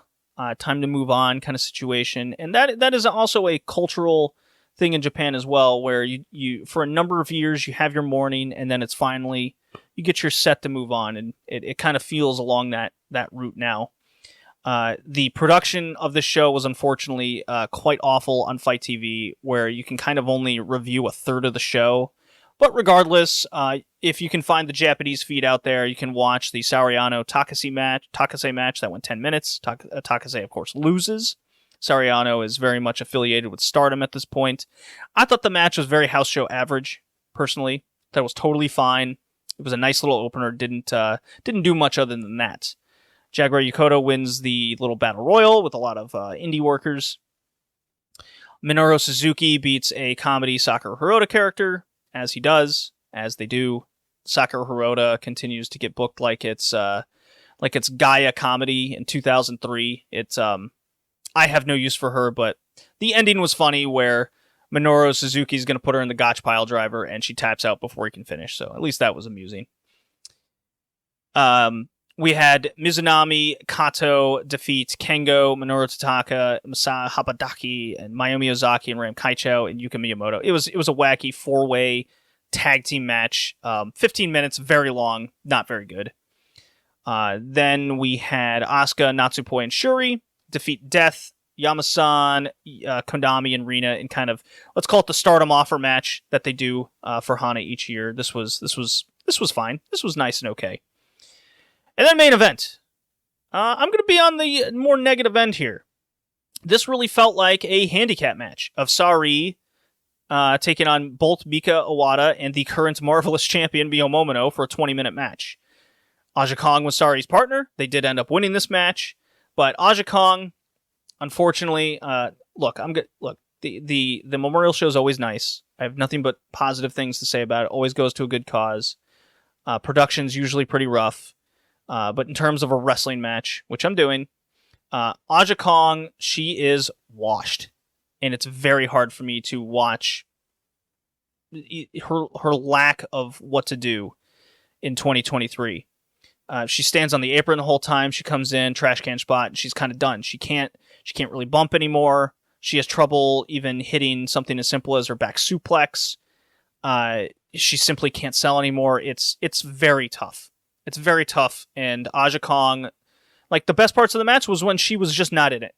And thank God Sareee knows how to work her style the way she does, because when it came to Mika Iwata kicking her, the Mio Momono speed, it was a good dynamic match there. Unfortunately, I have to give this like a 1 out of 3 recommendation. 3 out of 3 if you're into the memorial aspect of the show and you're just enjoying the time. I have no problem with that.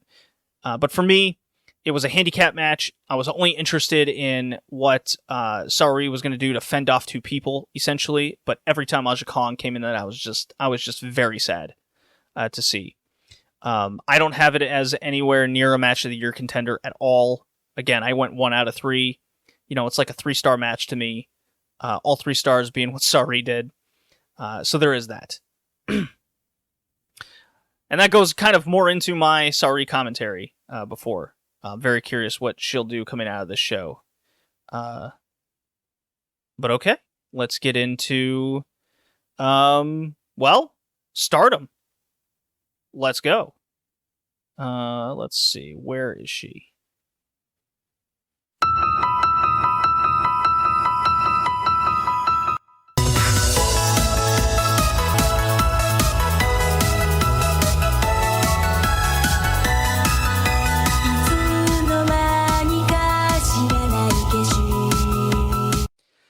Yes, acknowledge the Twilight Chief.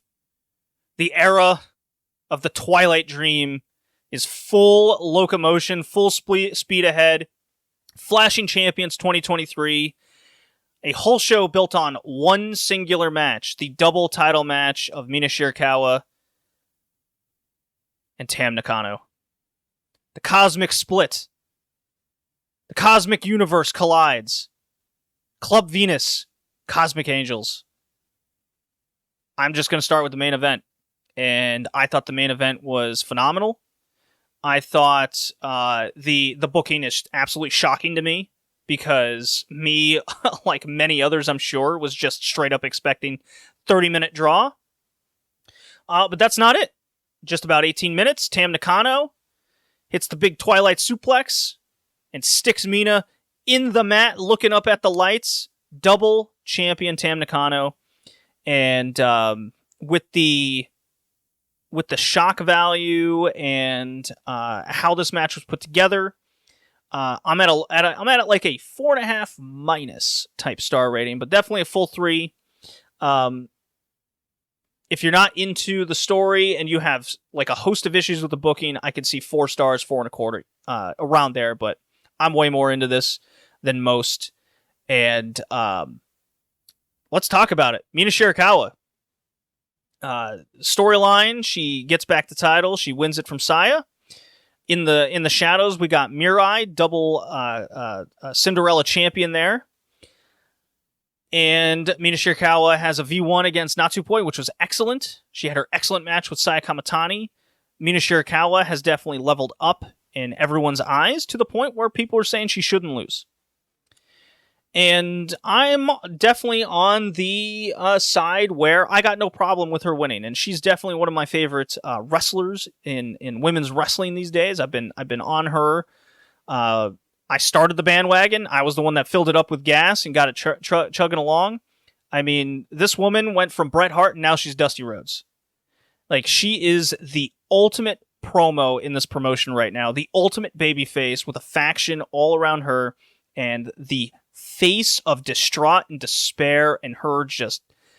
It's a person with a goal where she had her mind set and she paid for it.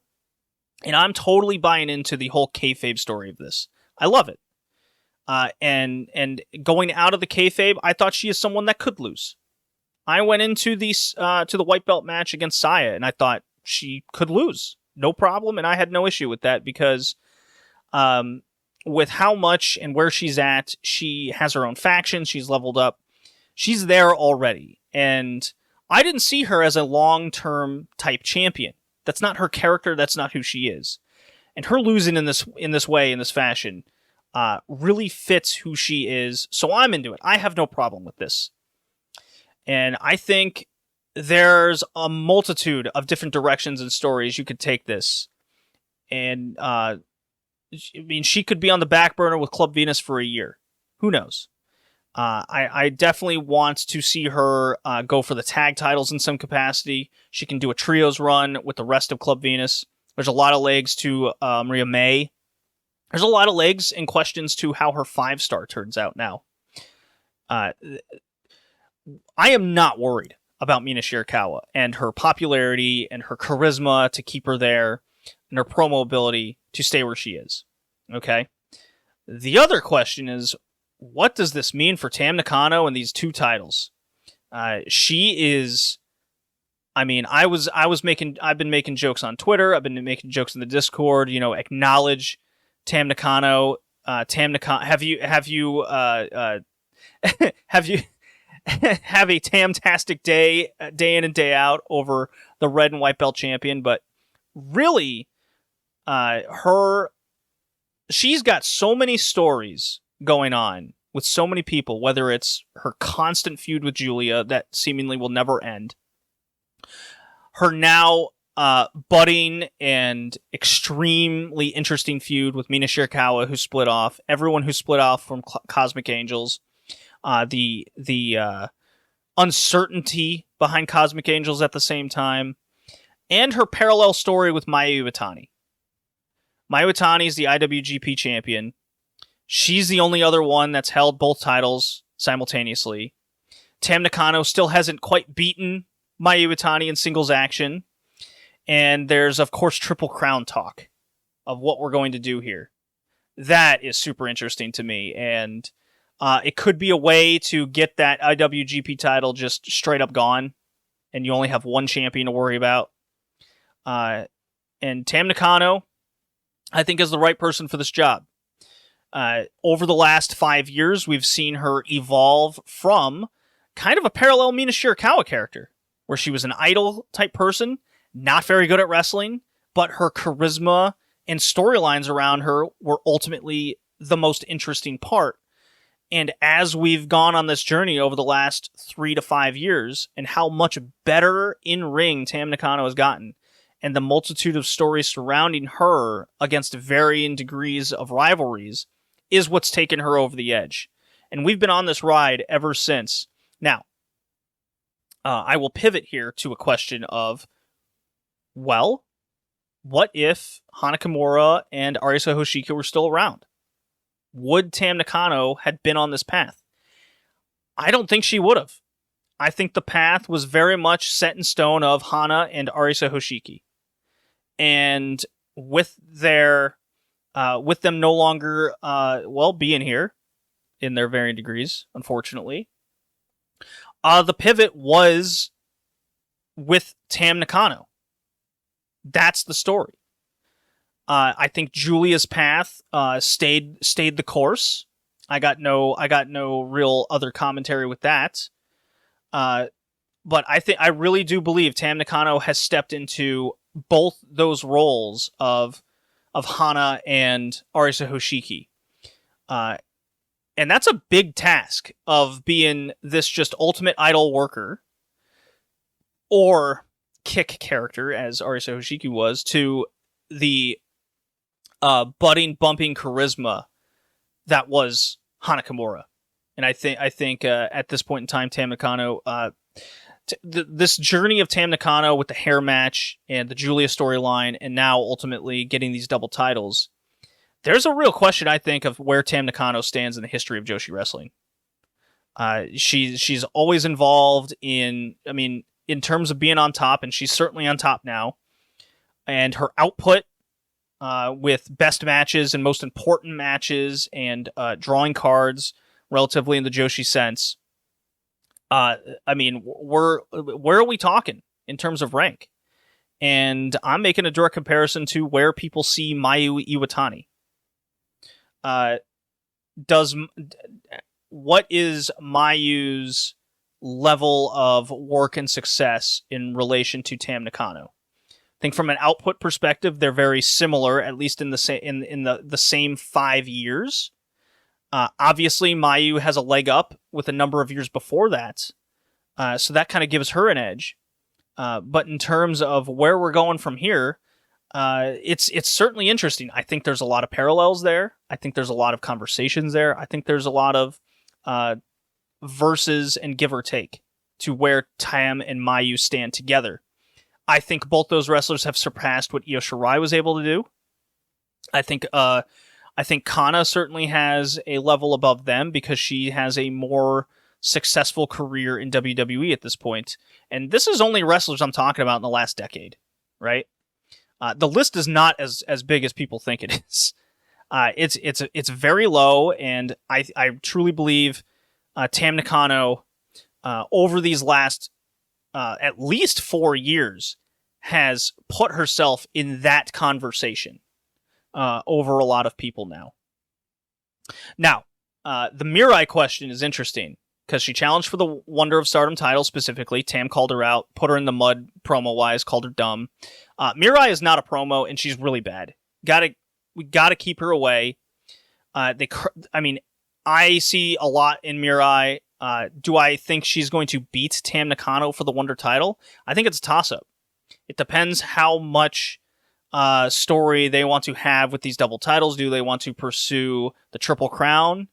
Is Mirai at that level yet? I think the more she gets cooked on the mic and the more she kind of isn't able to show out in these tag matches, I think that hurts her, and I think that hurts her case in the short term. In the short term of in the next couple months, what this means for a lot of people and a lot of the booking on the show, I think there's a lot that Stardom has to get past in the next couple months leading into the 5-star to gain something back, because there was a lot of mistakes on the show. Don't get me wrong. I think to a degree Mina Shirakawa will be hurt by this, but not so much so that her promo in the post match alone made up for it. I think I'm not worried about Mina, where we're seeing some of this Kairi and Sareee-ism and Natsupoi story take place, or even the Saki Kashima high-speed win in which she didn't beat Azumi. There's definitely some damage in those matches to an extent, but the long term for a lot of these things, I think we give it like 6 to 8 weeks and we won't even be thinking about most of these. So in terms of that long-term damage, I don't think this show did any long-term damage at all. In the short term, we're all going to be like, what the fuck was this move? Why? It certainly hurt in that aspect, but when we get through the 5-star and we kind of have an establishment of these champions at this point, then I'm very positive we're going to look at it and go, it really didn't matter, because the Tam Nakano double title win is the focus in what Julia's doing and what even Mayu is doing with the IWGP title, along with the Maria May storyline, which they teased early on the show. No Nanae Takahashi. It's funny how much the Observer gets fed information from in a Stardom perspective, and it's routinely incorrect, or at least in direction. So the show drew 1759 at Oda City, and if we go to the year-over-year stats, because they did do Flashing Champions last year with a similar card structure, but definitely last year's, I would say, was more strong as a whole, while this was certainly a one match show. So the 1759 compared to the 1871 the year prior. So it's a little down, but mostly a wash year over year. Okay? It's very even, if you ask me. And I think that's kind of a testament to, I see it as a positive because it was a one match as opposed to a whole show, and people were interested in a similar attendance line as last year, which I say had a stronger card.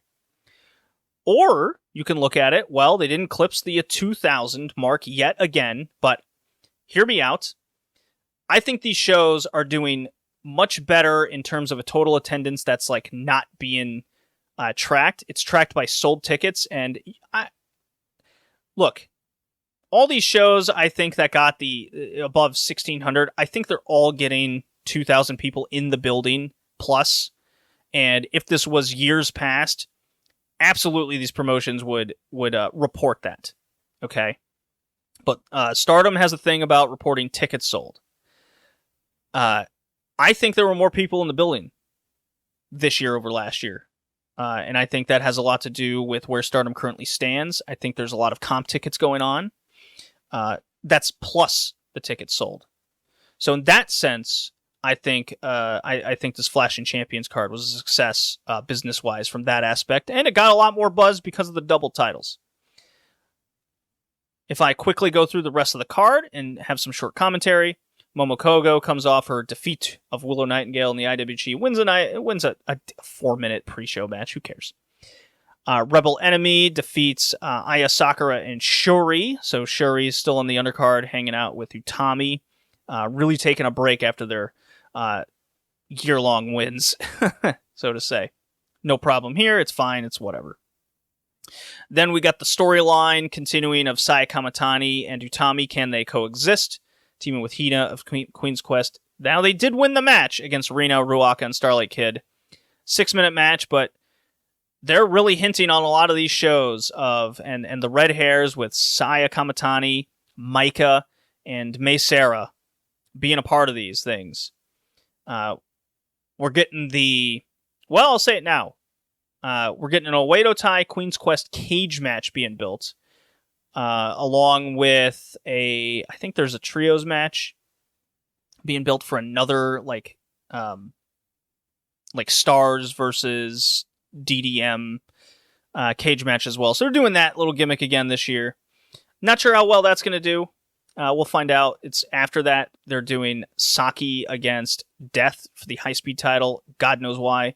Along with the Tam Nakano Mirai match for the Wonder title.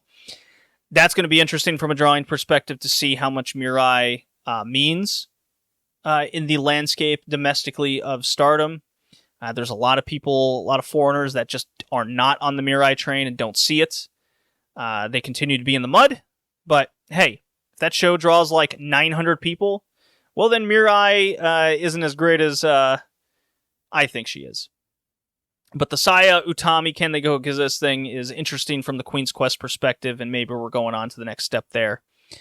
There was a nice little Stars versus Club Venus 8-man tag. Not worth going into there. Just Mayu and Maria May are absolutely going to do an IWGP title match at some point. Looking forward to that. Maria May, I hope she makes it into the 5-star, because they did announce like a schedule, and there's 20 participants. I think they announced 18 of them with a play-in for 2 people.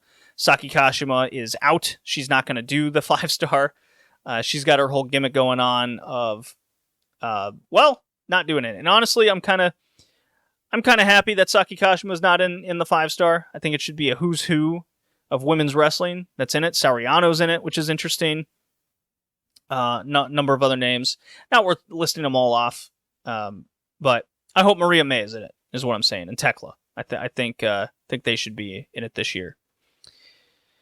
We got the Maika, Meisera, Suzuki Trios match defeating Hanako, teaming with Nanai and Yuna Mizumori. It did come out that Yuna Mizumori has joined Cosmic Angels officially, so they get their pin eater there. No problem with that move. Just Pineapple Girl doesn't do much for me. Saki Kashima wins the 3-way. She's high-speed champion. 5-minute match. Nothing to report here. Just that Azumi gets booted off the apron in a wicked bump, and then Saki Kashima rolls up death. Look, the biggest question is why they just didn't do this a couple months ago when Azumi was already at this reign, but all I can think of and point to is maybe they just really, the Hatman and Azumi really wanted to do the Meisera match, and they weren't going to put the title on her. They pivoted to a later match, and now they can more or less, I mean, the high-speed title in these wacky 3-ways in 5 minutes, there's too much complaining about what this title means in the hierarchy of the company. It is a low-card junior title. It has a gimmick of getting rolled up for all these things. And despite all that, it was a bad finish of Saki Kashima not pinning Azumi. Does that mean they're setting up Azumi for a match against Tam Nakano, along with Utami and Sayaka Matani? Maybe there's this Queen's Quest thing going on with Tam Nakano. If that's the case, then, it's going back to my original statement. We look back on this 2 months from now, 3 months from now, and none of it matters. And I in the moment, I kind of rolled my eyes and said, that's stupid. But for a low-card title, it's whatever. I've probably spent too much time on it anyways. The God's Eye, New Era, Ami Sourei and Mirai.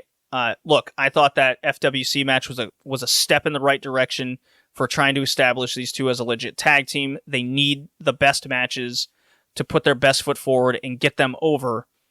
And I anticipated this match as a long Momo Watanabe getting the best out of her opponents and having Tora eat the pin at the end. It went the time I hoped it would, which was about 17 minutes. But unfortunately, we got a match where it was just about Natsuko Tora the entire time.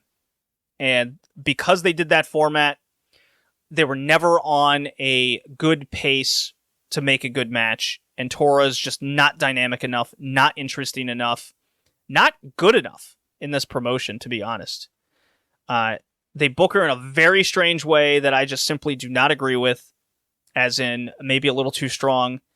I mean, her being the size she is, the look she is, and her going up against both Mirai and Ami and trying to also be a bulldozer just does not work for me. It never has, it never will. And she's simply slow. I think Natsuko Tora is too basic and kind of washed. And that's unfortunate. I vastly disliked this match a lot. And we took a step forward with the FWC match, and now we're back to square one. This was bad. It's like a 2-star match. It really is.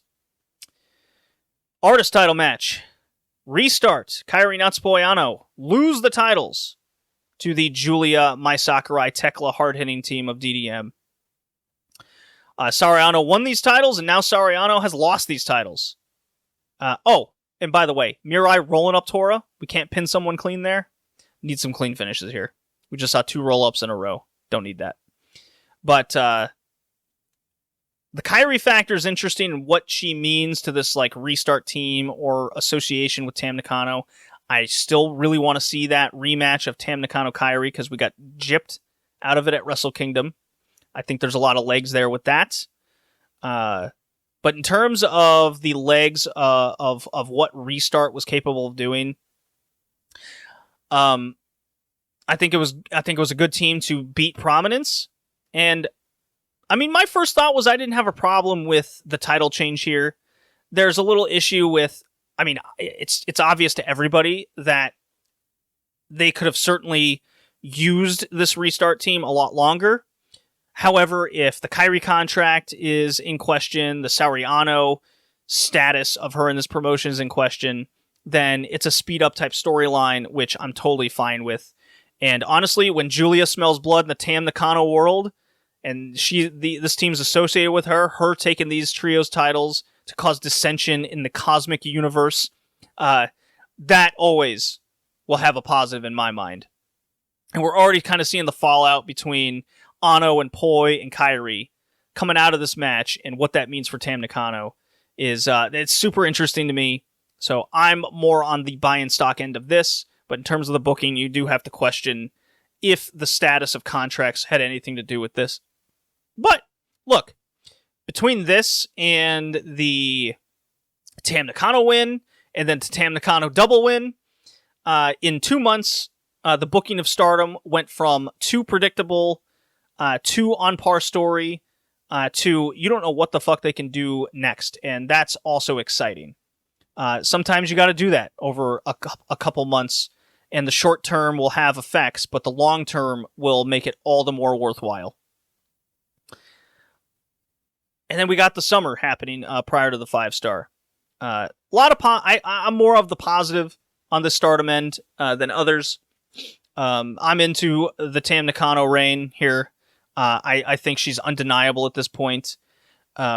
She's a total package in my mind with what she's doing between her promo work, her ability to build matches in and out of the ring, the amount of storylines that she's capable of handling at once. Look, I'm walking the Tam road, and I'm paying every toll that I have to do to go through it. She's got her connection with Natsupoi. She's got connections to Ano. Like up and down the card is Tam Nakano universe, and that's why she's champion right now. Very curious and excited to see what's to come for Stardom going forward.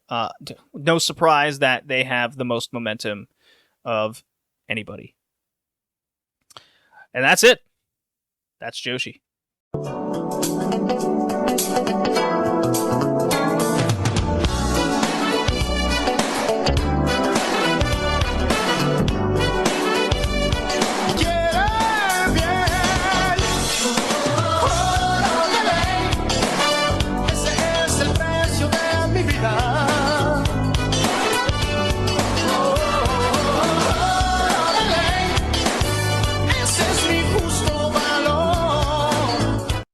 All right, everybody. All Japan Women Destiny time. AJW Classics through the ages. Going through the history of All Japan Women. We're all learning together and we're all watching together. It is Classics episode, and we're doing a double feature here. 90 and 91 over Wrestling Queendom. 1994, from March 27th, 1994. Not to be confused with the Wrestling Queendom show they just ran about 5 months ago in 93, which was a good show. But regardless, here we are. Sold out show, 16,500 announced. Fully and 100% based on the main event of Akira Hokuto teaming with the big arch rival Shinobu Kandori up against Aja Kong and Bull Nakano. The worlds have collided on this show. Now, what was the rest of the card? Well, it's significantly weaker than the year prior. And the other reason why this show sold out, it is the same time as Dream Slam, the very famous show from the year before, which also sold out. So there's your little context there. We are on the road to the Dome. We are on the road of Akira Hokuto's retirement, in which she has, this is one of 3 matches she has booked for. So they got to make them count, if you will, as she has taken up residence essentially in Mexico for the time being. And we head on over to the Wrestling Observer newsletter from April 1994. All Japan Women's Wrestling Queendom 2. Yokohama Arena drew the second largest crowd and gate in the history of Japanese women's wrestling, trailing only last year's Dream Slam 1, which took place on April 2nd in the same building.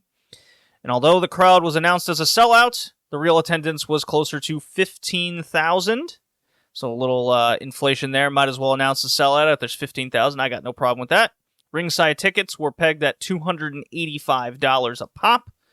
So the gate was probably in the 1 million plus range, as the building, when packed at those prices, is scaled at about 1.5 million.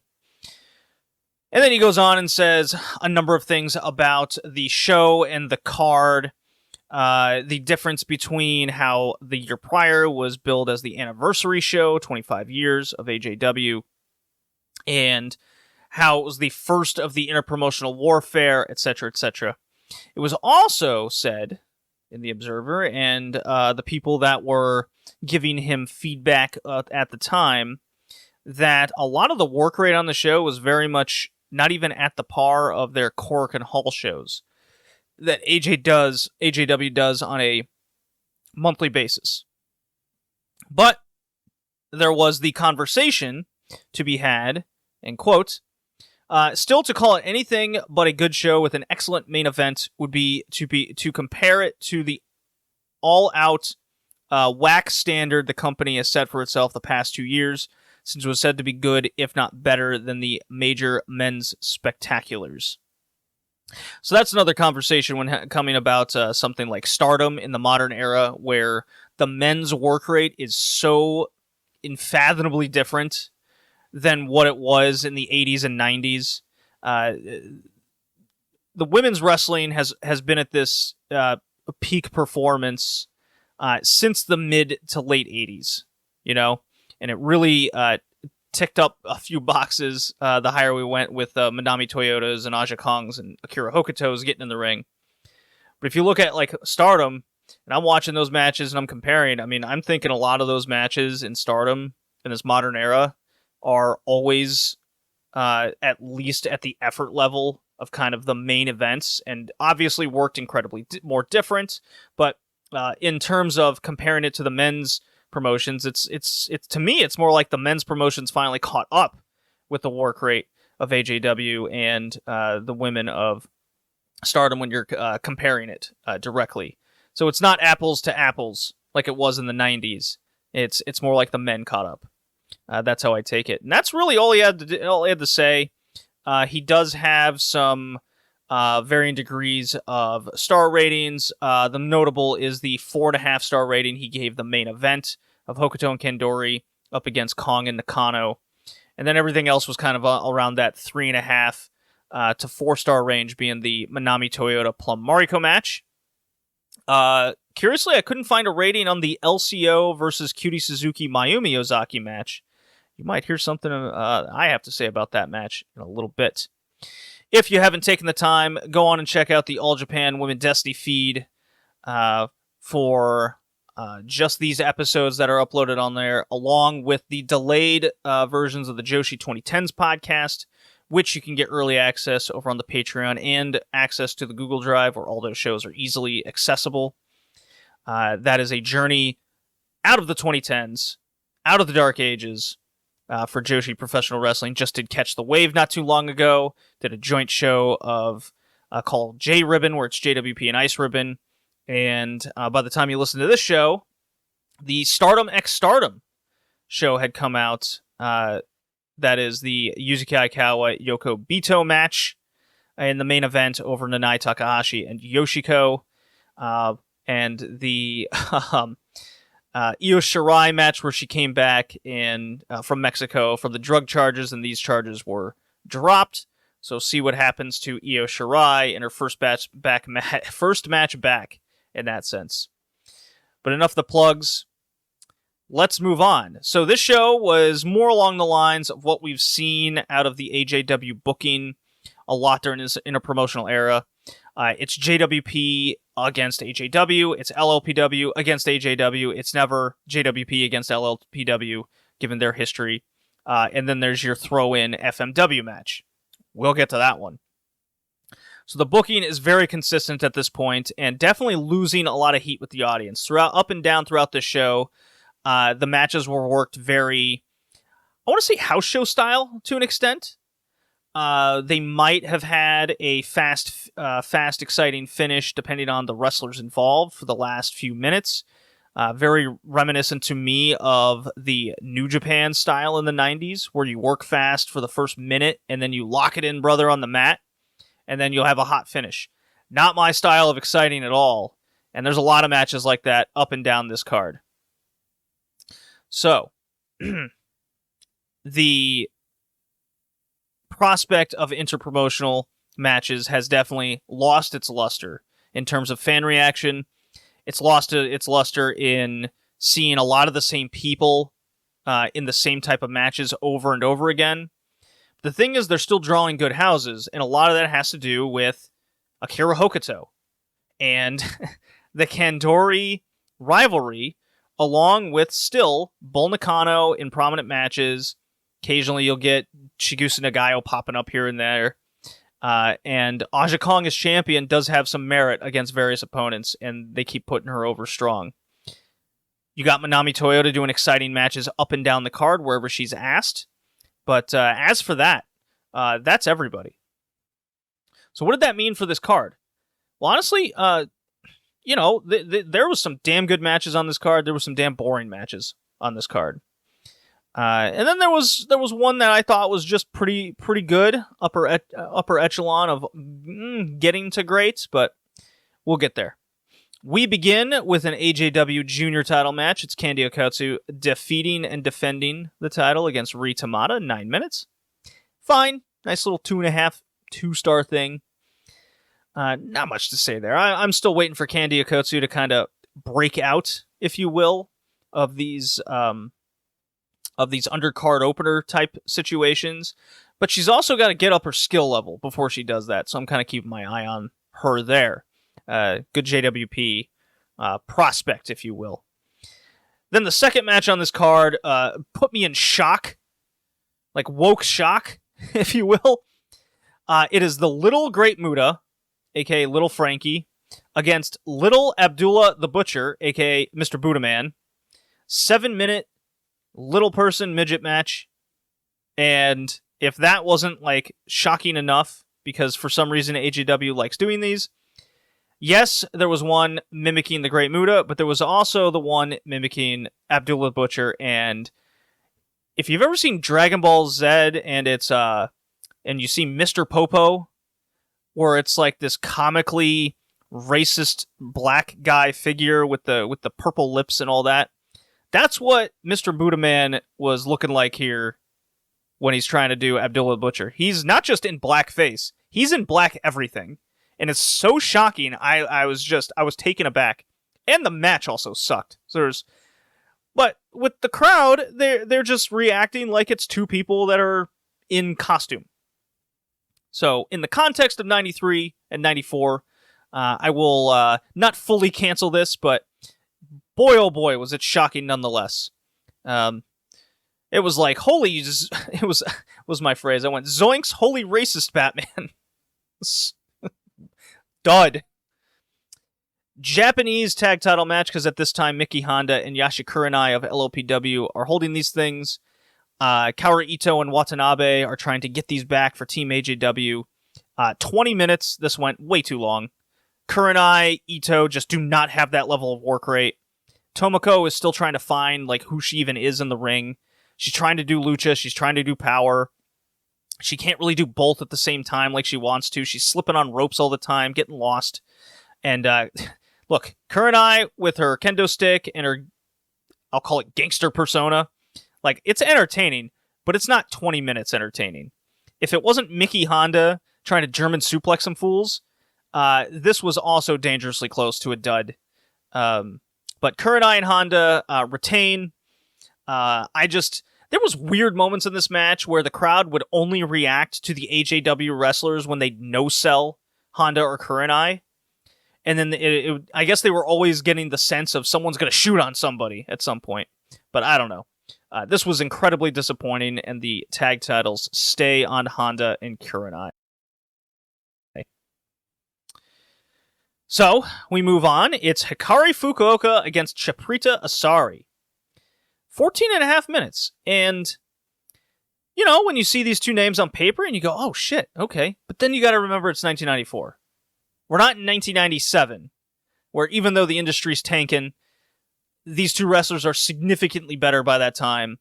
Asari is still kind of in, I'll call it rookie mode, if you will. She's got the inflatable tubes on her hips and arms, like she's about to go swimming in the lake. And right now the story with Asari is she's very athletic, but if she misses any of her key moves, like she did on the last show, where she basically did her Sky Twister and landed on her fucking head and neck, where she's a crash and burn and then pin her.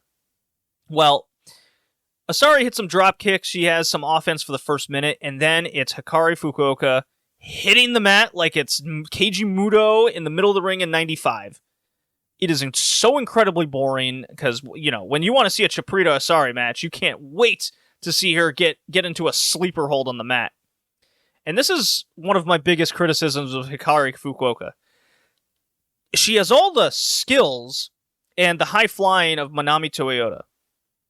And she's got a little bit more pizzazz to her other than the high flying.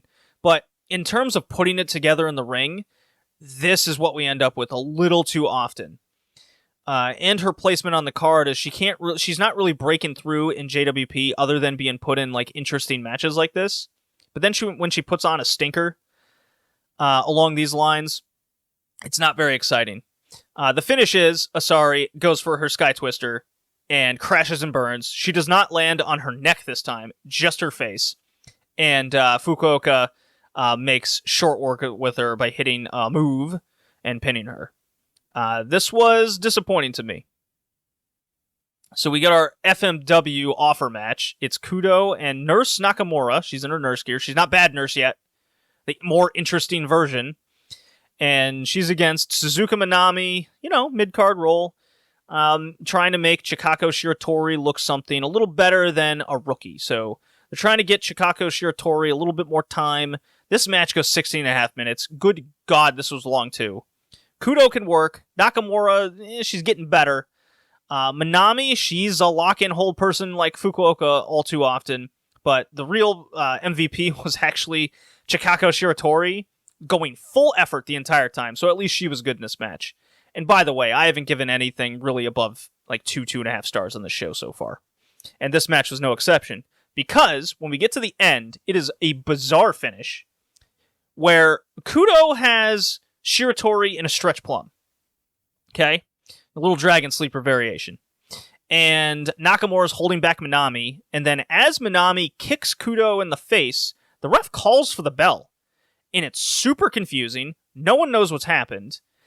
They tried to get a couple near-fall finishes before that, and it just seemed like the match was going to get over, and then it ends in a wet fart, just confusing thing where it's like, well, I guess they submitted before the bell, and it's a ref controversy. And, you know, this tends to happen with a lot of these FMW matches. It's almost like a certain guy who runs FMW might have something to say with some of these finishes every now and again. My light bulb and tinfoil hat is gleaming. So then we get a match that I was looking forward to. It's Manami Toyota defending the IWA title against Plum Mariko. Went 21 minutes, and this has been said to be Plum Mariko's best ever singles match. Now, I would argue, if you haven't seen it yet, go check out Plum Mariko against Chigusa Nagayo. I think it took place at Korakuen Hall. And I think that has the edge over this one because, unfortunately, around this time, this is when Plum Mariko was starting to get concussions.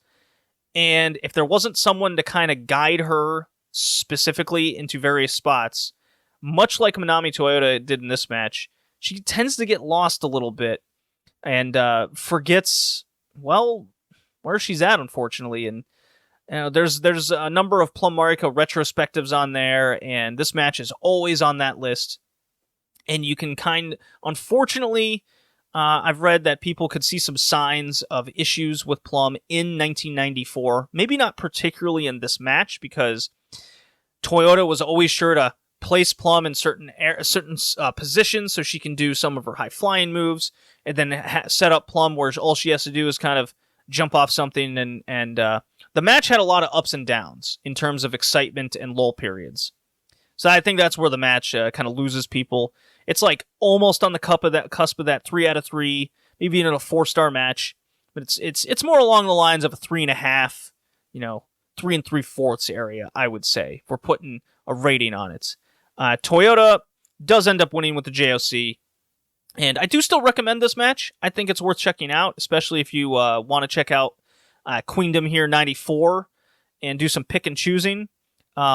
Pretty much every match except the semi-main from here on out, I would easily recommend. I would not recommend the semi-main. We'll get to that. And now we have a kind of sleeper match of the show. It's Eagle Sawai and Reggie Bennett. Oh, boys, she's back. Okay? They're taking on Takako Inoue and Yumiko Hotta. Reggie Bennett, we haven't seen her on any sort of journey since the LLPW opener that I did on the Patreon, and it's actually available for free on the YouTube channel, front page, if you want to go check out and listen to that show. The almost LLPW Minnesota territory promotion that was going to try to kickstart LLPW with some buzz and talent influx that ended up never being. That was episode 1. But Reggie Bennett, she's here. She's strong. She's not a construction worker. There's another reference to that show. She's not a construction worker in JWP at this point, but she looks like a Canadian farmer. We'll put it that way. And her and Eagle Sawai, you know what? They're a perfect team. They're both big. They're both strong. They're both beautiful. And they're here to kick ass. And poor Takako Inoue took the brunt of all of this, including the finish. But first, Yumiko Hotta, she did excellent in this match. I'm usually ragging on her, usually don't like her, but boy, did I really get an enjoyment of Yumiko Hotta coming in, kicking Bennett and Sawai as hard as she could to save Takako from inevitable doom. It's 13 minutes. It's a great time frame for a match like this. And the finish was, I loved it, where it's Sawai and Hotta just going at each other like big bulls. And Bennett just gets Takako in a fucking torture rack Lex Luger style. And all that was missing with a flailing arm from Takako, as I think it was Daichi in this match ref, and calls for the bell. Recommend this, 2 out of 3. Go check that out. JWP tag titles on the line. So yes, usually we have the AJW tag titles, or as in the main ones. But here on this show, it's the JWP tag titles for a change. And the champions are Cutie Suzuki and Mayumi Ozaki. What a tandem that is. The rivalry of good idol versus dark idol, if you will. Both are very much presented for their looks. But Mayumi Ozaki leans more into the heel end, and her strides that she made in 93 are carrying over well into 94, and she just continues to make massive steps forwards in her career. So I would say 1993 was definitely the kickstart of the career of Mayumi Ozaki. And Cutie Suzuki, she's hanging in there. And here we have probably the most interesting kind of push in 1994 going on right now, and that's LCO. That's the tag team of Mima Shimoda and Etsuko Mita. Mita's got her Death Valley driver in full locked and loaded mode. Mima Shimoda has a heavy mean streak, and she's getting more and more tough looking as the months go by. Very noticeable, because I've been keeping a close eye on them since January, when Hokuto is no longer full-time in this promotion, and LCO was immediately put into a spotlight for main events. And putting on matches like this, holy shit, this is one of my favorite matches 94 so far. LCO wins against Cutie Suzuki and Mayumi Ozaki, and it went 20 minutes and 35 seconds. I've seen various reports from other people that have reviewed this match. It's to them, it's like 4 3/4. I think it's easily 4.5. I think this is just super high octane energy, very exciting. And I actually found my go-to guy here, Scott's Blog of Doom here. where he has kind of a nice little setup here for how he introduces this match. So I'm just going to read this verbatim, quote unquote. Cutie and Mayumi were both given pretty girl pushes, photo shoots and whatnot, but were also treated like serious wrestlers. Ozaki is like an itty-bitty Manami Toyota, still using generic Joshi offense at 5 feet nothing. Cutie is about third tier in the company with credibility, but few huge wins. Cutie is wearing a black leotard with white lining and no back, while Ozaki is wearing a bright pink leotard with green ruffles. Quite the color combination, Ozaki. LCO are being cruel, nasty womenfolk to everyone in Joshi around this time. I agree. That is very noticeable too. Ozaki's definitely leaning more heel these days. That's my words. Slowly climbing up the card, they're wearing gold variants of their standard costumes. This time, Etsuka Mita is wearing a two-piece made of shiny gold, while Mima Shimoda is wearing her standard black two-piece with gold tassels over it. So yeah, very standard for Mima Shimoda. Look, I could go over every move they did in this entire match. I'm not going to do that. There's excellent tag wrestling, excellent combinations. There's people on other shoulders. They're doing doomsday devices with drop kicks and shit. They're doing planches to the outside. There's a small lull period, very brief, that the crowd's like catching their breath in a way. They're doing assisted planches. I mean, from start to finish, this was... I mean, they both try some heel work at times because of just the size difference was also real cool. And then, what was the finish? I think it was, let's see here. Let's go to Scott Blogadoom again. He goes, Dragon suplex, but flying knee misses. Mita's in, and they start rolling each other up repeatedly. Mita takes a friggin' doomsday device. There it is. 4-2. Dragon suplex only gets barely tripped up by Shimoda. So a frustrated Cutie climbs up to finish, but jumps right into Mita's shoulders, and she gets hit with the Death Valley driver. Shimoda grabs Ozaki, allowing Mita to hit another DVD, and holds on to Cutie Suzuki for the pin. Excellent match. I love the shit out of this. I think it's the best match on the show. Yes, I do think it's better than the main event. It was a solid 20 minutes. I was never bored during it. I bought all the near falls. I just thought this was the best energy match through the show, and I was the most invested. The post match is also phenomenal, where it's the cool thing to do for AJW wrestlers to shit on the president of JWP. Probably not a good look for this guy after a while, but here we are. The LCO are awarded the JWP tag titles, and Shimoda gets on the mic and just talks absolute shit and talking down to the JWP president, rips on him. And the JWP president responds with tossing the trophy at them and then leaves. Doesn't do any picture, doesn't hand to him. Love that shit.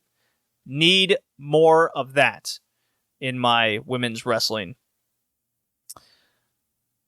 So yeah, excellent match. Highly recommend. One of the best matches of 94 so far. Dynamite Kansai and Saki Asagawa in 16 and a half minutes. It's your JWP ace, if you will, against the up-and-coming Saki Asagawa. And this is kind of like the opposite of the Toyota Plum Mariko match, where this time you had a high-end JWP wrestler against a low-end, up-and-coming AJW wrestler. And it kind of played out very much the same way. I have a lot of the same thoughts.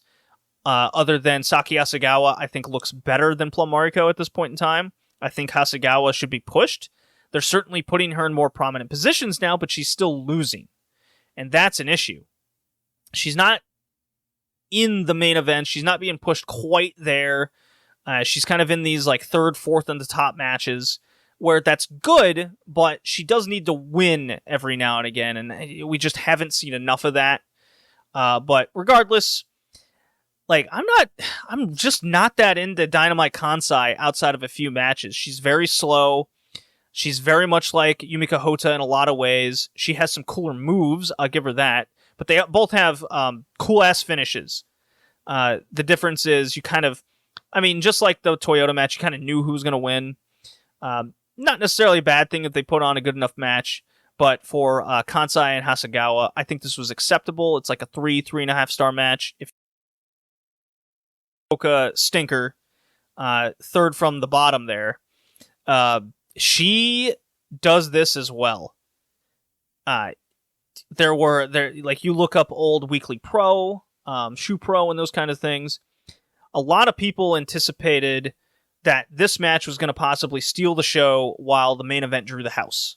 Okay, boy, was that just not the that was the total opposite. This actually brought everything down. This Yamada Kyoko Inoue match was incredibly boring and a weird ass finish too. I mean, they begin hot for like 60 seconds, and then it's Kyoko Inoue. Lock it in, brother. Rest on the mat like it's an Andre the Giant Big Stud match where people are falling asleep in the middle of a hold. And it's essentially 15 of the 16 minutes are kind of like that, with the occasional big move, and it was sloppy as shit. You had Yamada trying kicks and missing. You had Kyoko kind of slipping around, signaling for the Niagara Driver, and then just never hitting it. Not good. This was not good. There's like one fighting spirit spot near the end, and they really tried to oversell the kind of exhaustion factor. And Kyoko, what happens is Kyoko hits a lariat, hits the Niagara Driver, but she's too beaten to like cover Yamada. And so Yamada kicks out. And then instead of like the NXT shock face pose, Kyoko goes, ah, shit. And then just immediately locks in this like eye-raking STF, and Yamada just taps out. And it's over like that. Why doesn't Kyoko just do that, more often? So Yamada had this belt for about 5 months. Kind of on par for the All-Pacific title, to be honest, if it's not Chigusa Nagayo holding the thing. I just thought this was incredibly boring. Just a lot of holds, and then they hit like 3 big moves a pop, and then it's just over out of nowhere. Did not enjoy this. I think that hurt it a lot. Yeah, like 2 stars, 2.75 tops area. Just not great. Just not great at all. And the crowd, it took a long time for the crowd to kind of recover after that. But not until, like, they were, okay, let me put that in a different way. When the bell rings, the crowd like sits on their hands. But boy, oh boy, when we get to this main event, and it's Bull Nakano and Aja Kong coming out, and then Akira Hokuto comes out, compared her to Kandori, Nakano, and Kong, it's night and day. Hokuto is just on another level of star compared to everybody else. Bull Nakano still has cred, Kandori has a lot of cred, and Kong, she needs to get over in certain ways, and she's getting there. We haven't fully seen what Aja Kong is and will be yet, but you see the flashes. You see the flashes of her personality. She's still very stoic in a lot of ways, but there's a moment in the match where Kong does the whole running jog and mocks Kandori. That gets a big pop out of the crowd. Shit like that. So they announce everybody. It's a crazy matchup. For the first 20 minutes of this 35-minute match, it's a can they coexist storyline. Okay? Hokuto and Kandori are not tagging each other in. Kandori starts the match off and just simply refuses to have Hokuto tag in until Hokuto slaps her in the face. The ref says that's a tag. And they kind of exchange that a few more times, while it's a lot of Kong and Nakano getting the heat on both these people, which is interesting. Or they fight them off and they do something like that. It's interesting. It's we used to hate each other. We're rivals, but we respect each other, but we're not going to get along yet. Was not played out in 1994. I'll put it that way. It was very fresh and new.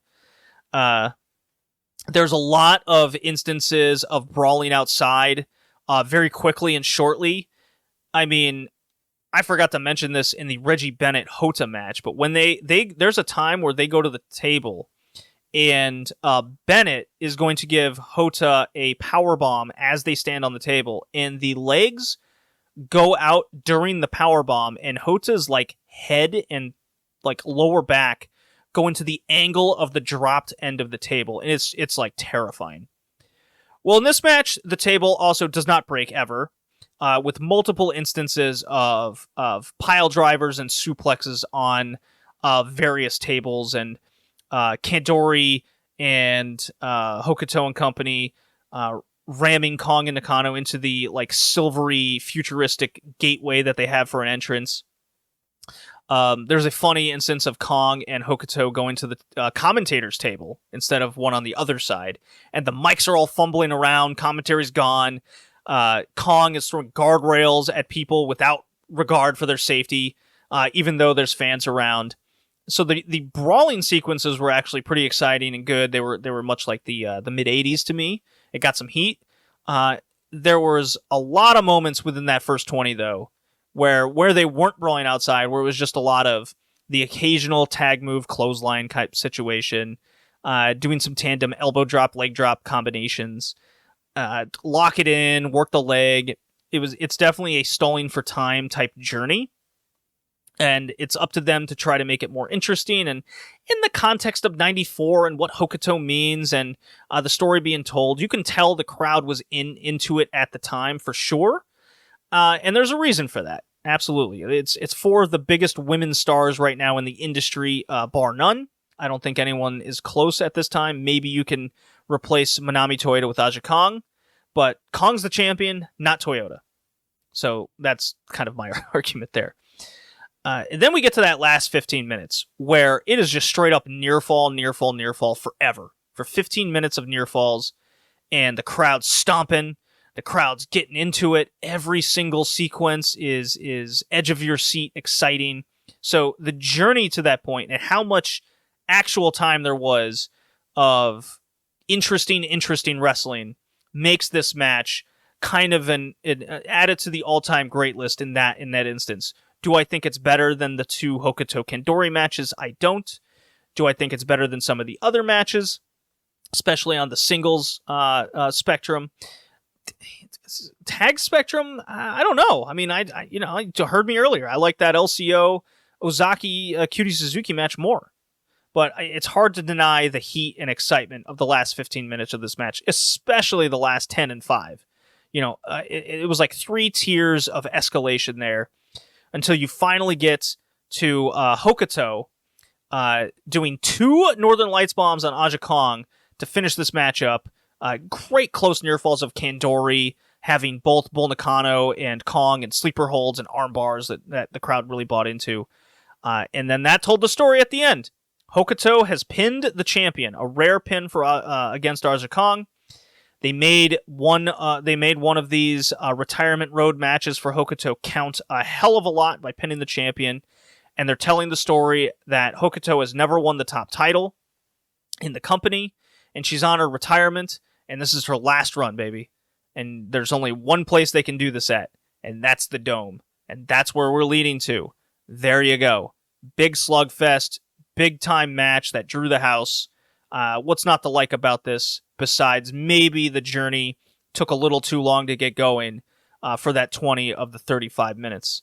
This is a heavy recommendation match. Full 3 from me. I'm probably around that 4.25 range, 4 stars, if I'm being grumpy about it all. Because let me put it this way. If I was in the context of 94, like if I was there, I'd probably, have this match like one big day where it's like 4.5 minimum. For sure. I don't deny that. But I'm watching it. I do have the context of the era. I have the context of the wrestlers. But unfortunately, I have the context of 2023 eyes. That's what brings this match down, unfortunately. It's probably also why I like the LCO match more on this card. So, excellent show with some duds. Some up and downs for sure. But, when I get 2 excellent matches on this card and then 2 matches that I'm pretty high on, even though it may sound like I'm on the low end of that Kansai Hasegawa match and the Plum Mariko Toyota match, I think those 2 matches had good places on the card and good purpose. But I think the sleeper match is actually the Sawai Bennett against Takako Inoue Yumiko Hotta. I got a lot of enjoyment out of that one. And the big dud was probably everything underneath Plum Mariko and Manami Toyota, and the Yamada Kyoko Inoue match, I think, was just a bore fest. And that'll do it for this show. The classics for the next episode doesn't have anything until June of 94. So I'm going to try to see if I can find like a TV show or something for a quick episode that I can mark that down as Classic 92.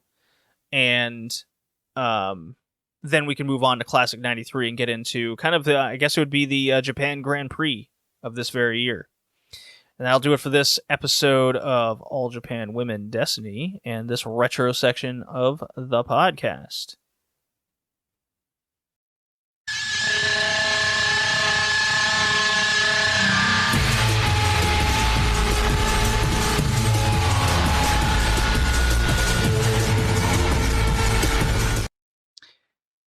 Vince Russo booked one of the worst Starrcades there's ever been. Ricky, your first taste of a WCW pay-per-view. Yeah. Far crying away from Hulk Hogan's Sting at 97, or Goldberg having the streak ended in 98. And now we have Goldberg Bret Hart in the main event of Starrcade. Oh, boy. Ending with Roddy Piper coming out after 3 ref bumps. I was so confused. Just ringing the bell. He walks away. The match is just over. And hands the title to Bret Hart as the commentary team is going, "Is this Montreal again?"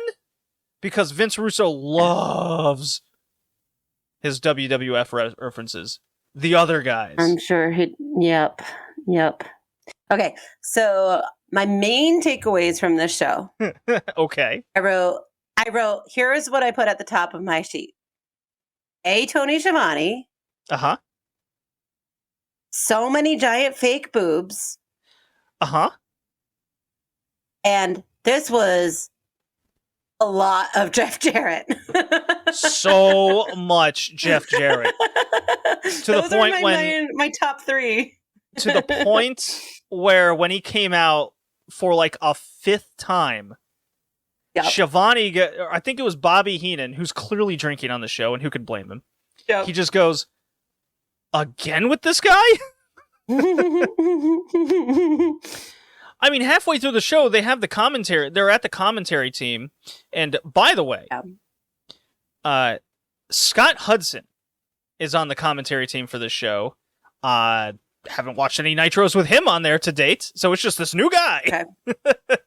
Okay. It's just new play-by-play guy, randomly on the biggest pay-per-view of their year. And Bobby Heenan is, like, he's clearly drunk. He's been drinking for weeks now, like on the job, and who could blame him? And yeah, let me say, I've heard all these great things about Bobby Heenan as a manager and as a commentator. This, I don't think, was his best work. Let me say. Well, who, like I keep saying, who could blame him? Did you watch the same show? Like, of course. I did. When he signaled for beers, he's like, "Beer guy," and he's yelling. He's you can see the actual beer guy going, "What?" And he's like, "2. Me." And Schiavone just kind of looks at him and he goes, "Yeah, okay." He makes the, "I understand." Yep. He does that. Yep. Schiavone did his best with what he was given, though. Let me just say that. That Schiavone, consummate professional, did his best. That's all I can say. I mean, like, what else can you say? It was... The whole thing is utterly ridiculous. There were multiple instances on this show where it's showing Schiavone attempting. He's trying really hard to make sense of like just the format of like what's next, and it would either cut away from him like mid-sentence, or he'd flat out go, "So what are we doing next?" "Oh, I guess we're going to the back. I mean, we were supposed to have a match, but I don't know what's happening." Like, that's what he's saying. Like, really bad. Like, really, really bad. So they had Let's dive video in. packages before every match on the show. So Mhm. lucky you didn't have to watch weeks of Nitro with Vince Russo booking True. to, I guess, understand what they were trying to do. I guess. I definitely did not understand. The first match was Marinara people. Marinara Goon Squad, they called them. And as someone from New Jersey, let me tell you, I'm not Italian. But because I'm from New Jersey, obviously a lot of people think I am. It's like, this is just so offensive. So The Sopranos was popular. Yeah. And they are the Mamalukes, even though I can't recall a single time that that's what they've been referred to on Nitro ever. But they called them the Marinara Goon Squad. Right.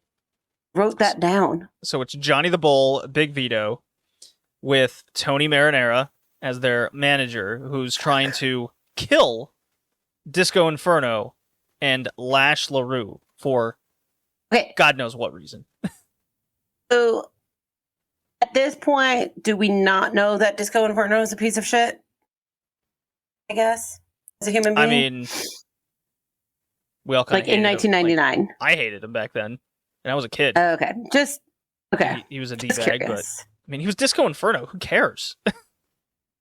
I'm just curious because people were cheering for him. I mean, he got reactions. Okay, so here's what happens in this match, right? So the Sopranos eat Disco Inferno. Mm-hmm. Yep. They put him in a body bag. Yep, they sure did. And then they drag him backstage. Then they take him out of the body bag before they put him in the trunk. Also true. What was the point of that? Why would they take him out of the bag? And then they put him in a Lincoln and drove away. Why would you take him out of the bag, though? What was the point of the bag in the first place? WCW. That's why. Okay, that's what I have. Big Dave Meltzer gave it 3.25 stars. I see that 3.25 stars. Which would make it the top second best match on the show. No, second best. Yeah. Okay. Horrid. Then I wrote, Chris Benoit is here, and he's the new U.S. heavyweight champion because of reasons. Okay, correct. This was not explained well. So, what had happened in Nitros previously is the TV title was thrown in the garbage by Scott Hall and Kevin Nash because it's worthless. That's what they tell us. Okay. Then Scott Hall's given the U.S. title essentially with a rigged ladder match in which Kevin Nash was the referee. Scott Hall has drinking issues, and he's been off and on throughout 98 and 99. So, that's what happened. And their explanation was Scott Hall's not here. He's been stripped of the title. And Chris Benoit goes, I have been given this title, but I'm going to fight anyways. Okay. I was confused. I thought, yes, I did get that he was going to fight anyway, but why did they just give him the title? Why wasn't it vacated? I literally wrote because of reasons. That's it. That's it. So Chris Benoit is going to have an open challenge ladder match on the show later. I didn't catch that. So when it happened later, I was a little confused, but we'll get there. So they plugged the ladders later randomly in the show because I guess they got word, it's going to be a ladder match now. It's going to be hung in the air because it's Benoit. Okay. So we have Medusa versus Evan Courageous for the Cruiserweight title. They're really plugging away the whole China thing in WWF. Right. Making a lot of references to that. There was a Nitro where randomly Evan Courageous was talking to one of the Nitro girls named Spice, because now we have stories with the Nitro girls. Mm-hmm. What is a And Nitro Girl? They were this like cool dance group, just doing dance numbers like in between commercials and stuff for the crowd, and starting off Nitro with the big music and everything. Okay. Nitro Girls were cool. It was a good little like act. a dance squad. Yeah, like a dance squad at NBA games. That's what I was going to say, like a basketball game. Okay, yeah. No, it was cool. And then Russo came in and he goes, "We gotta have stories with these Nitro Girls, bro." Okay, everything's a story. Everything's a story. Vince Russo, don't you know this? I do. That's why I said it. Yeah.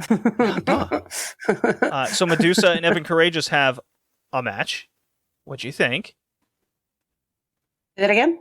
What'd you think of Medusa? Of Medusa against Evan Courageous. I think she's capable of more. She certainly is, but Evan Courageous is green as shit. My takeaway was that she only won because of a very poorly telegraphed low blow from the girl from the outside. And she wouldn't have beaten him if he hadn't received the low blow. I think the story would have been better if she could have beaten him clean. Right? Like you're trying to build her up, right? And make her this dominant person. So normally she won because of a low blow. Normally you'd be right. But you see, Ricky, the story leading up to this match was crap and really bad. So it doesn't matter. That was my thought. That was my only thought. Spice. I mean, it wasn't long enough to have a much longer thought. Right. Yeah, it went like 3 minutes. Spice randomly gets on the apron, distracts Evan Courageous, really wants him to like fuck her in the ring or some shit. They always have those instances on the show, and it was a turn, a swerve. Oh my god! We'll have more of those later. It was very poorly telegraphed. Like it was awkward. Very bad. It was very bad. Norman Smiley Okay. Norman Smiley defeats Mang for the hardcore title. My first time seeing Mean Gene, so I got very okay. My first time seeing Mean Gene, so I was very excited. Popped for Mean Gene. Don't know why that guy was in football gear. Don't know why he shit himself. Oh, because poop is funny. Don't you know that? Poop is funny. I mean, poop is funny, but that was not. There were headshots in this match. Not a fan. Spilled to the outside, spilled to the concourse. So, of course, I had to say, not the Dippin' Dots. I didn't see any Dippin' Dots, though. 5 minutes. Meltzer gave it 1 star. I have no further thoughts on that. Fit Finley and Brian Knobs of the Nasty Boys got involved at one point. Oh, yeah. Yeah. Because the gimmick is Norman Smiley is afraid to actually fight. Anyways. This storyline, holy shit. The Revolution of Asia, Dean Malenko, Perry Saturn, and Shane Douglas, who's injured, by the way, with like a broken everything arm, are taking on Jim Duggan, who has been a janitor for the past couple months in WCW, but also Mr. America, has 3 mystery partners that's going to assist him in defeating the Revolution. And, of course, there's a stipulation if Duggan loses, he has to denounce America. So he is fighting for our country, Ricky. As a janitor. Okay.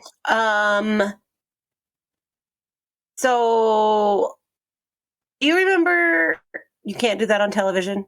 Are you old enough to remember that show on Nickelodeon? Am I old enough? Yes. You're a little bit younger than me. And I have an older sister, so I was exposed to stuff that I probably shouldn't have been at my age, so I don't. Anyway. I watched Seinfeld and Nick at Night mixed in with my Looney Tunes. Okay. Thank you. Okay.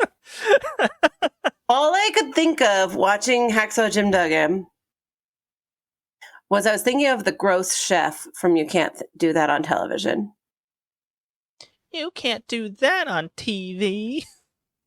But do you remember? Okay, so it's mostly I don't kids remember on the that gross. show. I don't remember the gross show. So that show is mostly kids, and there's like 1 or 2 adult actors. I do remember that.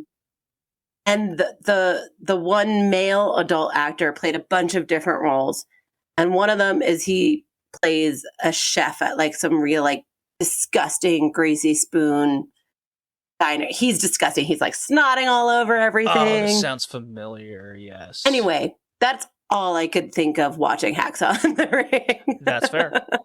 That's totally fair. I could not separate it. And then I didn't. Oh, I felt really, really bad for Dean Malenko. I'm like, you are so much better than this. You are the most talented guy in the ring. And then as the show went on, I was like, you're the most talented guy on this whole fucking card. This is sad. I was just sad for Dean Malenko. So before this pay-per-view, I'm going to catch you up. Okay. Yeah, please. The Revolution was supposed to be a group of young up-and-comers breaking through the glass ceiling to overtake the old guard, consisting of guys like Hulk Hogan, Ric Flair, Roddy Piper, and those guys.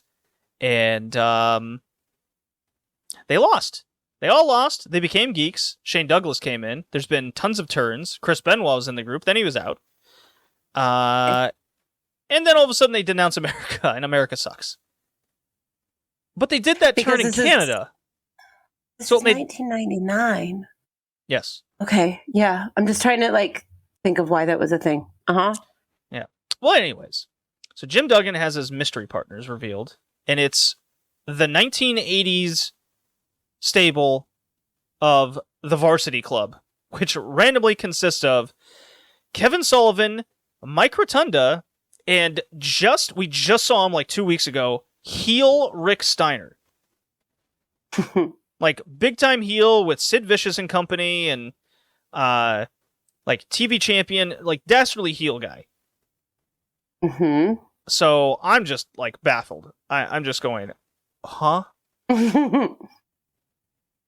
So they're out in their gimmick from over a decade ago. And yeah, they wrestle for like 4 minutes, and then just all of a sudden the Varsity Club turn on Duggan, beat the shit out of him, but they also beat up the Revolution, so they're nerds still. And then Shane Douglas goes from commentary desk, because he was never in the match, even though he was in the match, goes, I don't know what's going on, but then he pins Duggan, and then they drape the flag over him, and the Varsity Club just leaves. Yeah. Did you get all that? It was at this point, but it was at this point that I thought to myself, why are all of these matches so short? Little did I know what was to come.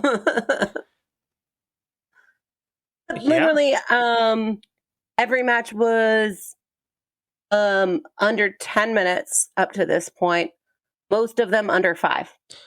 Well, the only person that gets time is Jeff Jarrett. Don't you know this? Okay. Well, okay. So, do you have anything to add before we move on to the next thing? Because I have thoughts. Well, on Nitro, America must be denounced by Jim Duggan. This is very important. You must turn into Nitro. Will you be turning into Nitro, Ricky? Okay, I want to tune into Nitro because I need to know what happens with with Roddy Piper. I need to know what happened. The story is just too good. We need to figure it out. Honestly, wasn't I was enjoying the show because of the ridiculousness of it. I'll be perfectly honest. I have no memory of the Roddy Piper angle at the end of Starrcade 99. I remember Bret Hart's concussion. That's what everybody remembers. Because that's what they talk about, and it effectively ends his career. So, my friend was messaging me while I was watching this, and he said, "What are you doing?" And I told him I was watching this old show, and that I had thoughts. Did you lie? And he goes, "Nice. What thoughts do you have?" And I said, "I mean, wrestling is art, right? So it's subjective, but this is objectively bad. And but I'm still having fun. And he said, well, is it so bad it's good? And I said, no, it is not so bad that it's good. But I don't have a lot of experience with this era of wrestling, so I'm enjoying the absurdity is what I put. Yeah. You're like, holy shit, this is so awful, I can't take my eyes away. Yeah, not so bad it's good, because it's not the room. It's not, maybe it is the room. I don't know. It's just absurd. And I was enjoying the absurdity of it and the audacity of it. Like, seriously, to have the audacity to put this on, not television, to charge people for this. Oh, yeah. I can tell you, my parents, they did not let me buy this pay-per-view Yeah. as a kid. And, Okay. Honestly, they saved me. They did. Okay. So after the 8-man tag match, we have Puro versus Dr. Death. Now, there was a segment before this on the show where they introduced me to Oklahoma. Yeah. And I'm like, well, it's not Jim Ross, but it's obviously Jim Ross. Like, no way. I'm like, this is so mean. This is so mean. Boomer Sooner. Barbecue sauce. Yeah. It's Power slam. So mean. Power slam. It's so mean. Okay. So I don't understand why he was in a shark cage for this match. It didn't really have anything to do with it. He wasn't like kept from interfering. And also he has a headset on. He sure the does. Whole match. So he's like on commentary and completely ruined any. If I could try to enjoy this match just by him going chop, chop, chop, rake, rake, rake, clothesline, clothesline, clothesline. I'm like, we were talking about sensory overload before with Anarchy in the Arena. This is the same thing. Like, I was just, ugh.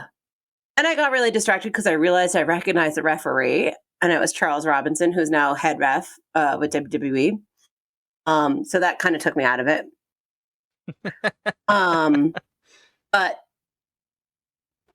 this was the second time where I wrote, who are these spooky perverts? So on commentary, they're calling them the Misfits. And yes. I'm like, okay, that's a really good name for a faction of spooky perverts.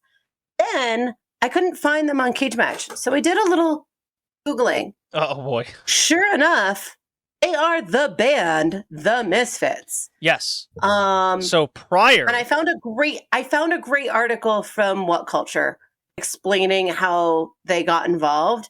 And I am fascinated. I highly recommend it to you and our listeners. If you don't know the history of the Misfits in WCW, find this What Culture article. It is bonkers. Please tell me what happened on Nitro. Well, throughout 1999, with the combination of Bischoff and now Russo, they really want music to be involved in wrestling. Right. So much so to the point where they had paid Kiss millions of dollars to perform horribly on the show, in which many people turned off. They paid Master P and a number of other guys quarters of millions of dollars to wrestle for about 3 weeks, and then we've never seen them again. Okay. We've had... And then ICP. We've had the Insane Clown Posse involved with Vampiro first, then they stopped showing up. Knew. Right. Yeah. So then they stopped showing up, and now here's the Misfits. The Misfits. Okay. So it's their turn to get paid an absurd amount of money to kind of wrestle. Absurd is the right word. And I got ahead of myself. I read the whole article, so I know what's coming with them. Oh boy. But yeah, I kind of want to keep watching. Why did you do this to me? I'm telling you, you're just gonna go for weeks, and you go, I think I don't want to watch this anymore. That's what's gonna happen. But okay. I mean, I have a lot going on in my world right now. I might carve an hour out of my week to watch. Just like watch random parts of Nitro and just, on fast forward, and you're like, all right, come on, we'll talk about it. Oklahoma and Steve Williams are in the back. They cut some Boomer Sooner promo, and then Oklahoma gets jumped by the Misfits, and he's thrown into the shark cage because every major arena in America have a shark cage. We know this. Right.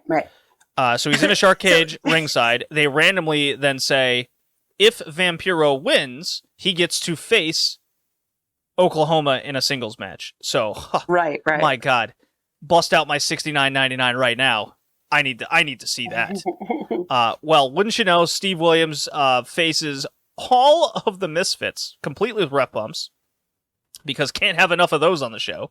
So many ref bumps. At least 2 a match sometimes. And he just gets DQ'd for kicking too much ass. Oklahoma is like, oh shit, I gotta get in the ring, and then he loses in 2 minutes. Yeah, and they strip him and whatever.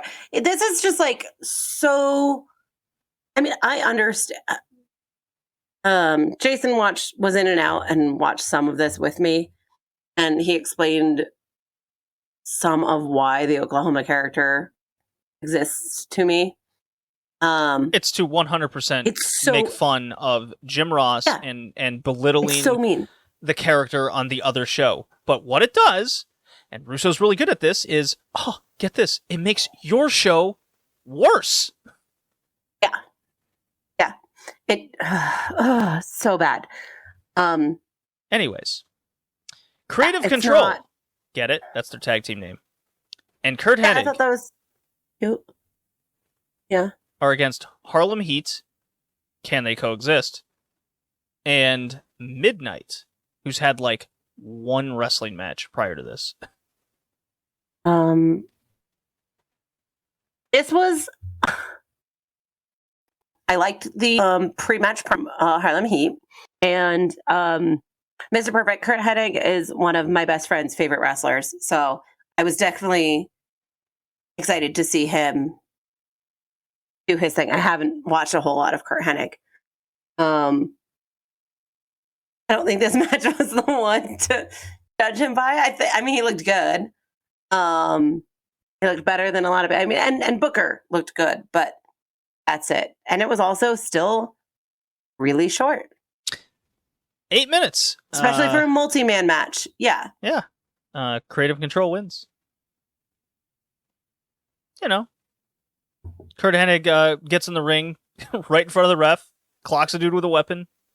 He tries his best to hide it, and the ref is just like, hey, you... Guess I didn't see that. And then, anyways.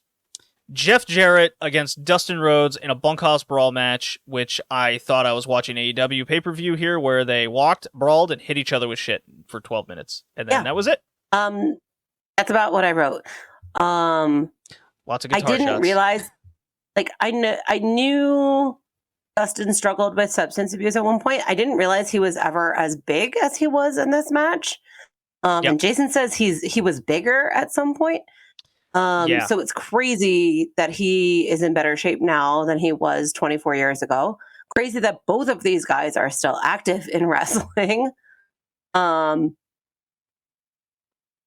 also was shocked that Dustin didn't blade at any point during this match because of Dustin and AEW. What did you think of the video package building this piece of thing?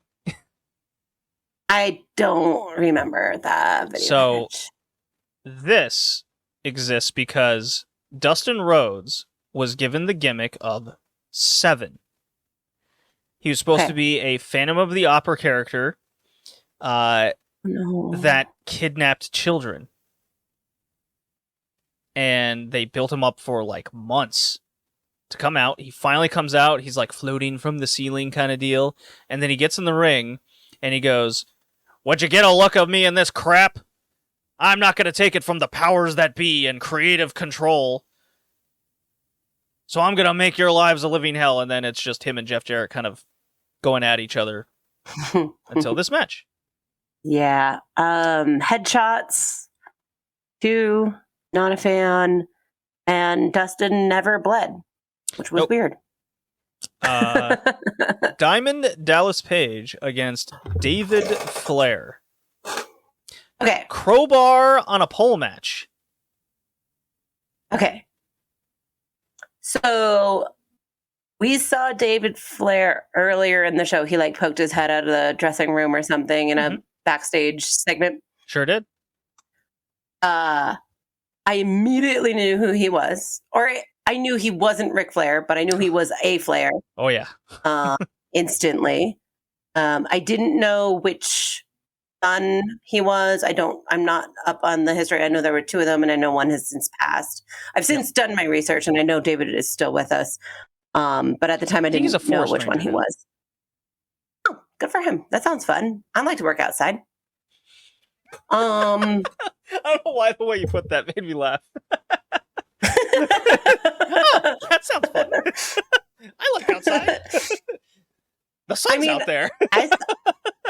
I saw Cocaine Bear. They get to work outside and carry a gun. What's on like? Oh my god. Okay, so I don't remember why, but DDP wasn't cleared to compete. They were like, no, you can't do it. And DDP was like, no, I'm gonna do it anyway. Babyface. Well, it's weird because he's been a heel for like months. And David Flair's a crazy guy who's been stalking his wife and other women and putting people in pianos. Did I ever tell you my Ric Flair crazy guy story? It's real short. I was visiting my mom, who lives in Massachusetts and gets regional commercials, obviously. And there's a commercial for Cumberland Farms, which I think you probably have in your area as well. It's a gas station, convenience one right around store. The corner from me. It's a gas station and convenience store.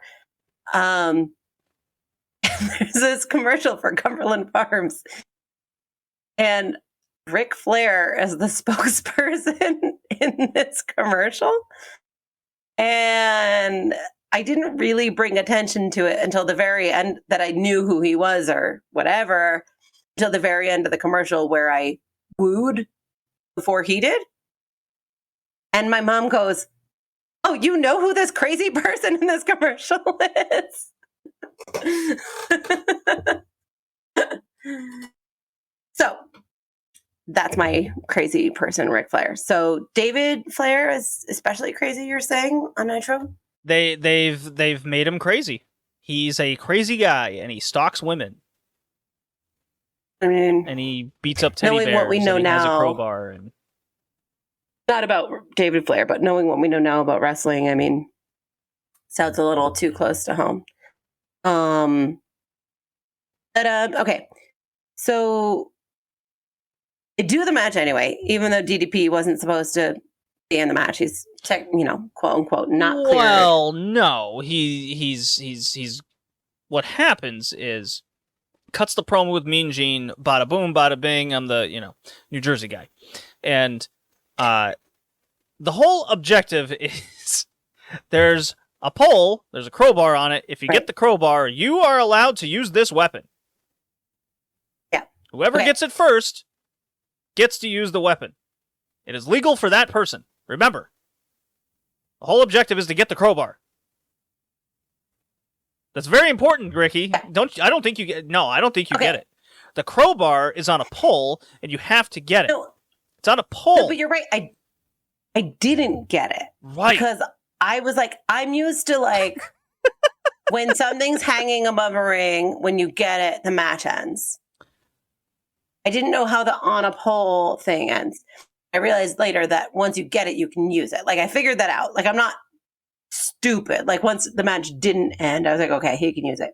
Yeah. So what happens is David Flair, he's thinking ahead. He's actually pretty smart. He's not all there, but he's there where it counts. And he goes, he's going, I already have a crowbar.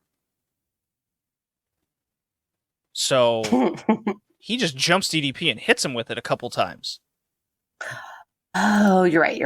And they were going to say, no, DDP, you can't compete anymore. And DDP goes, no, babyface in this instance. And they have they try to have a match. And there's pinfalls and rope breaks and So by much golly happened. gee, they tried, Ricky, and then David Flair gets the crowbar on the pole, even though he already had a crowbar. He misses, and he gets a diamond cutter, and he gets pinned. So much happened in this match. I mean, it was short, but like, so much happened that had nothing to do with the crowbar. I totally forgot that was even the stipulation. In under 4 minutes, like this thing was so fast. Yeah. And I forgot the whole stipulation of the match because they weren't going for it the whole time. So DDP, valiant babyface, who has diamond cuttered his opponent before the crowbar on the pole was used. It was great. Grabs the crowbar after his victory. Mm-hmm. Well, he gives DDP or David Flair another diamond cutter. He's going to hit him in the nuts, the testicles, the two sons, the boys below the belt. Gonna hit him in the balls with this crowbar. Yeah. And a crazy woman protects David Flair. This is Daphne. Yes. Woman who I did has catch that. since passed away, but they make sure you know she's crazy. And hey, she had a crazy face. Good for her. She looked gorgeous, by the way. Anyways. Like phenomenal. Yeah, she's very pretty. Um. Anyways, Okay. Sting with Miss Elizabeth against the total package. 5 minutes. Okay. Before the match, Sting hands Miss Elizabeth extra strong pepper spray. Says throw that old other pepper spray thing because they've had Sure. pepper spray story with Elizabeth and Lex Or mace Luger. or peppers. Yeah, whatever. Yes. And Yep. boy, you got the feeling immediately that Sting switched it out for fake stuff. And Okay. Yep. Yes. I didn't catch that. I was distracted by commentary. I forget which guy it was, but somebody said, "Who knows what a woman wants? Who can think like a woman?" Sure. And women will only betray you.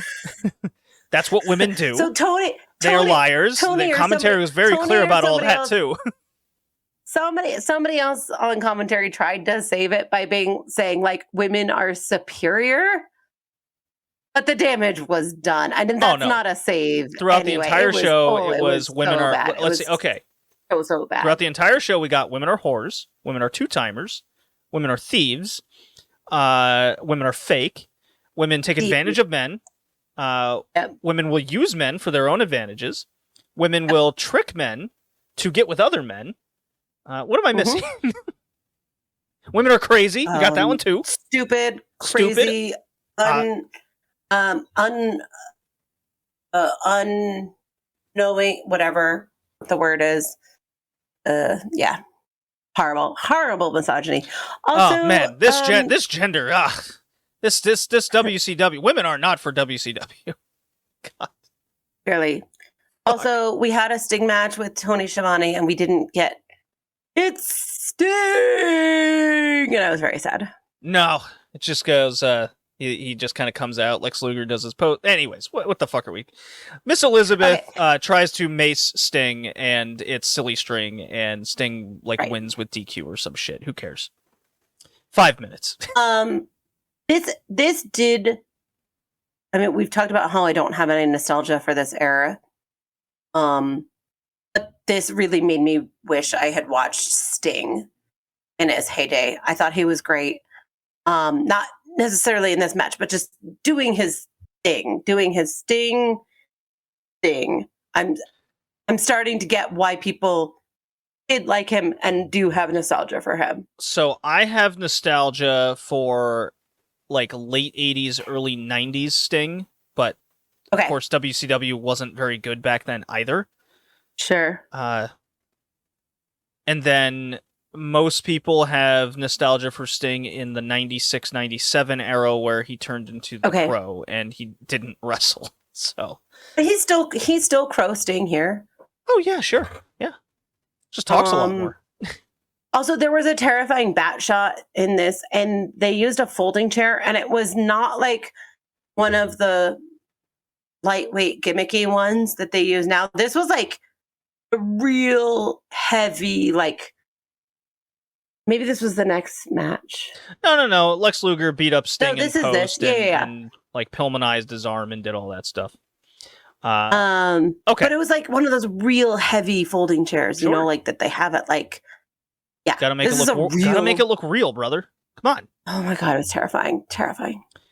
Master of the Powerbomb match, Sid Vicious against Kevin Nash. You can only win by hitting your opponent with a powerbomb. Oh my God! You can only win. Oh my God!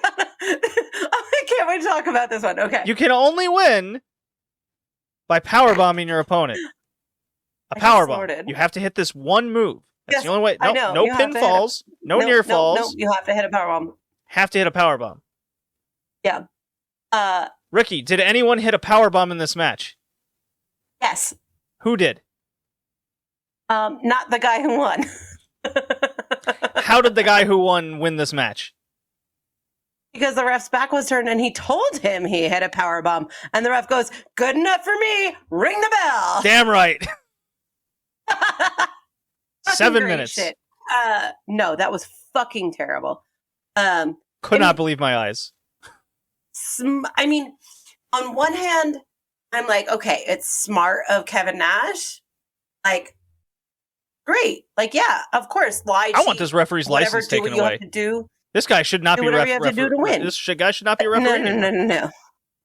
I can't wait for you to read my notes on this match. I don't want to say them all out loud on the podcast. I don't think. I had some thoughts on that match. Like I was 16 in 1999, so I was letting my 16-year-old brain on my thoughts on that match, and I'll just leave those thoughts there, and you can read them. That's where you're going with that one. Okay, Ricky getting saucy over here over Big Sexy. Okay. No. Okay, I'll be upfront. The man who rules the world. You want him to rule your world. I've had a crush on Kevin Nash for a very, very long time. Not from wrestling, obviously. Oh my God. Because I haven't been a wrestling fan that long. I guess maybe from his movie appearances. I don't know, and then later from wrestling. Not sure, but holy cow! And then I got really mad that Jeff Jarrett showed up in gray sweatpants. I was like, Jeff Jarrett, you should not be making me feel these things. Here he is again. Yep, he gets. So there's a ref bump. No. Okay, there's a ref bump. Okay. Because of course there is. Sid Vicious powerbombs Kevin Nash, but then Jeff Jarrett, of course, comes out and cracks Sid Vicious. Right. So I know what all this is leading to. I know what all this nonsense is leading to. Or don't. We'll hold it for later. Yeah, I gotta hold it. But like when you watch this show, you just go, I don't know what the fuck's happening. Why these people are coming out when. So yeah. And then Kevin Nash is hurt because of the powerbomb. He can't actually lift up like he can't lift up Sid for the powerbomb, so the ref is coming to, and he just goes, oh, like, God, he does a out of breath. I stuck him. Ring the bell. It's over.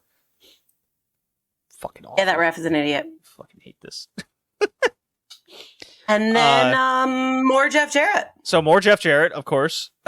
We just saw him for the third time on the show.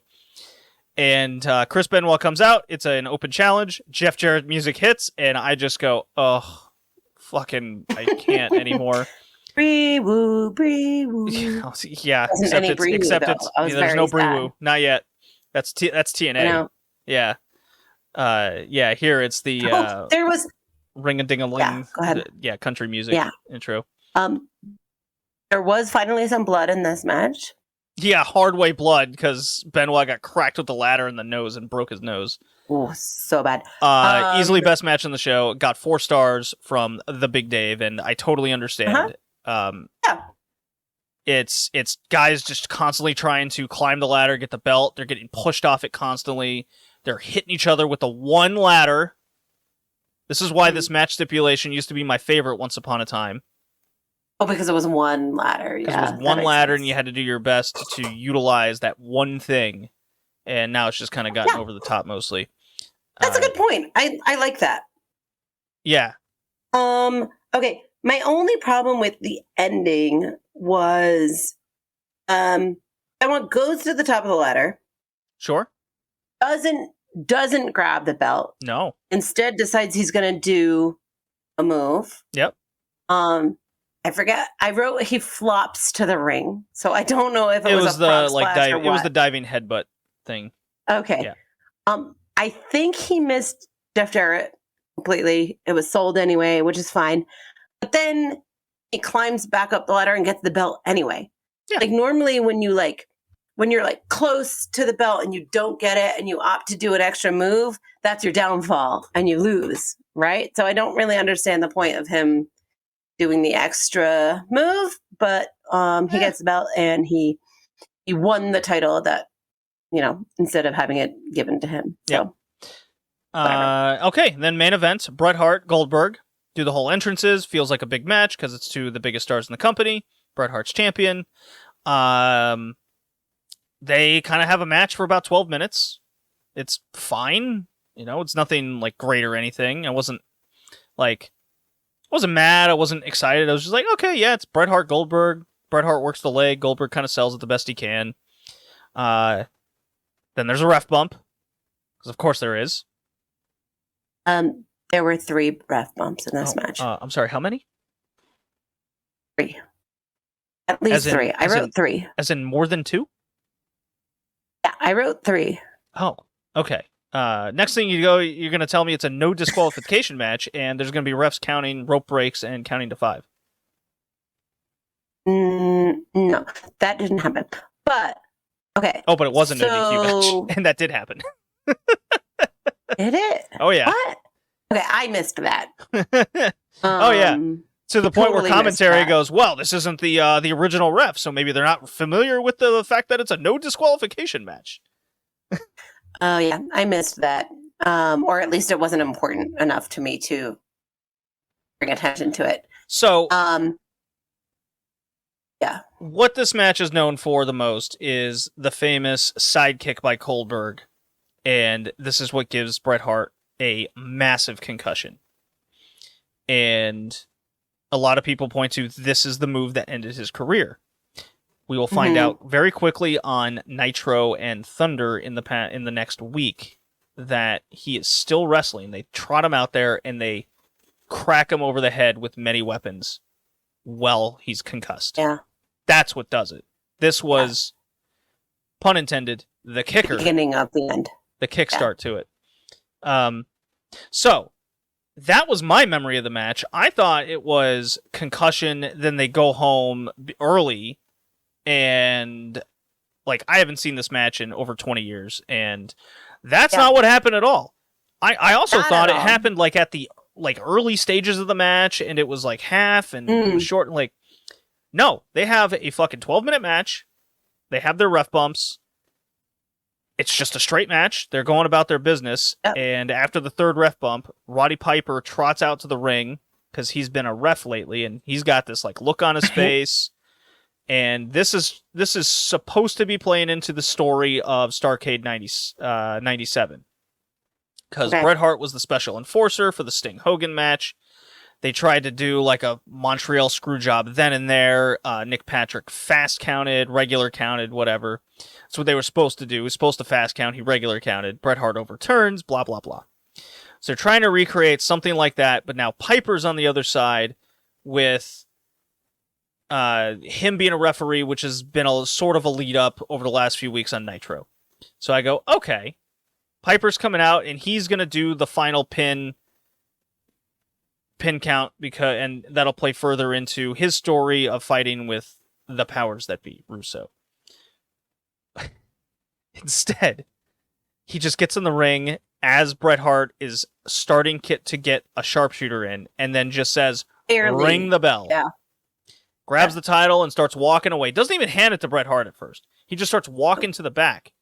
And Bret Hart and Goldberg are like, what the fuck is going on? While commentary's yelling, Montreal this, screw job that, Controversial finish like 97, all over again. Bret Hart gets to the top of the scaffolding, and Piper just hands him the title and walks away. Bret Hart goes, "Gah? Oh?" Like Tim Allen on Home Improvement, and then they just go off the air. What? The crowd is pelting the ring with trash. They don't know what to do. The boos are incredible. What a fucking horrid ending to any pay-per-view I've ever seen. And I had no memory of that. Except I want to know what happens next. Like, that actually, it hooked me. Like, it was terrible, and I was confused, and I was angry. I mean, these two, this is the second Russo pay-per-view now.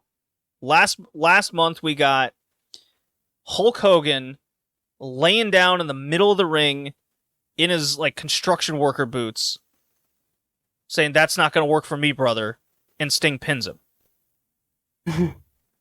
And then they led to an impromptu Sting Goldberg title match.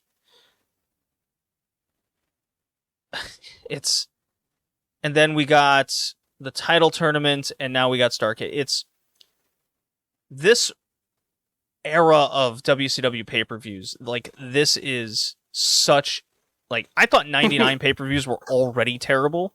Like, this stretch takes the cake, and we're just getting amazingly worse each month. It's pretty incredible. Hulk Hogan's not there anymore. Ric Flair's not there anymore. We have all these guys who can't wrestle. The matches are short. There's angle, ref bump, gimmick. It's wild. Yeah, it was pretty wild.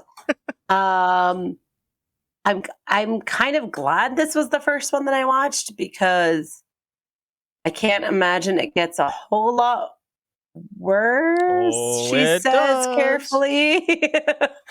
I say it every time. It's like, how could the show get worse? And it does. It does. Yeah. But that's my takeaway. The other thing is, I'm just very confused as to whether Goldberg looks 37 now, or if he always looked 50. He looks exactly the same to me. Like, literally. He's exactly the same, but with no gray beard. I mean, I couldn't tell, honestly. And clearly he's in, like, more endurance shape, where he can actually do shit. I mean, again, I don't pay a ton of attention to Goldberg, but he looks exactly the same to me. So, those are my thoughts on my first WCW pay-per-view. Yeah. I just sent you all my notes. Okay. Just in case. It's kind of stream of consciousness notes, so I don't know if there are any gems in there or not, but I thought you'd enjoy it. I got to your women notes.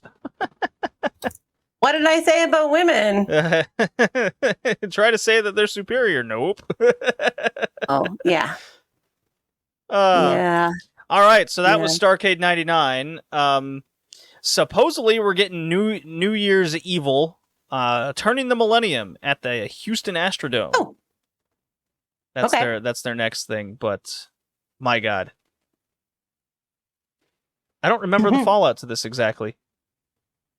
I know a fallout and what they're building to. I just don't know, like, how quick it comes, or does this have anything to do with it? I have fragmented memories and what I know scattered, because like it's a lot of putting puzzle pieces together back. But terrible pay-per-view. One of the worst things I've ever seen, and I will be continuing to review this terrible stuff. Ricky, that was the podcast. See you next time. Bye.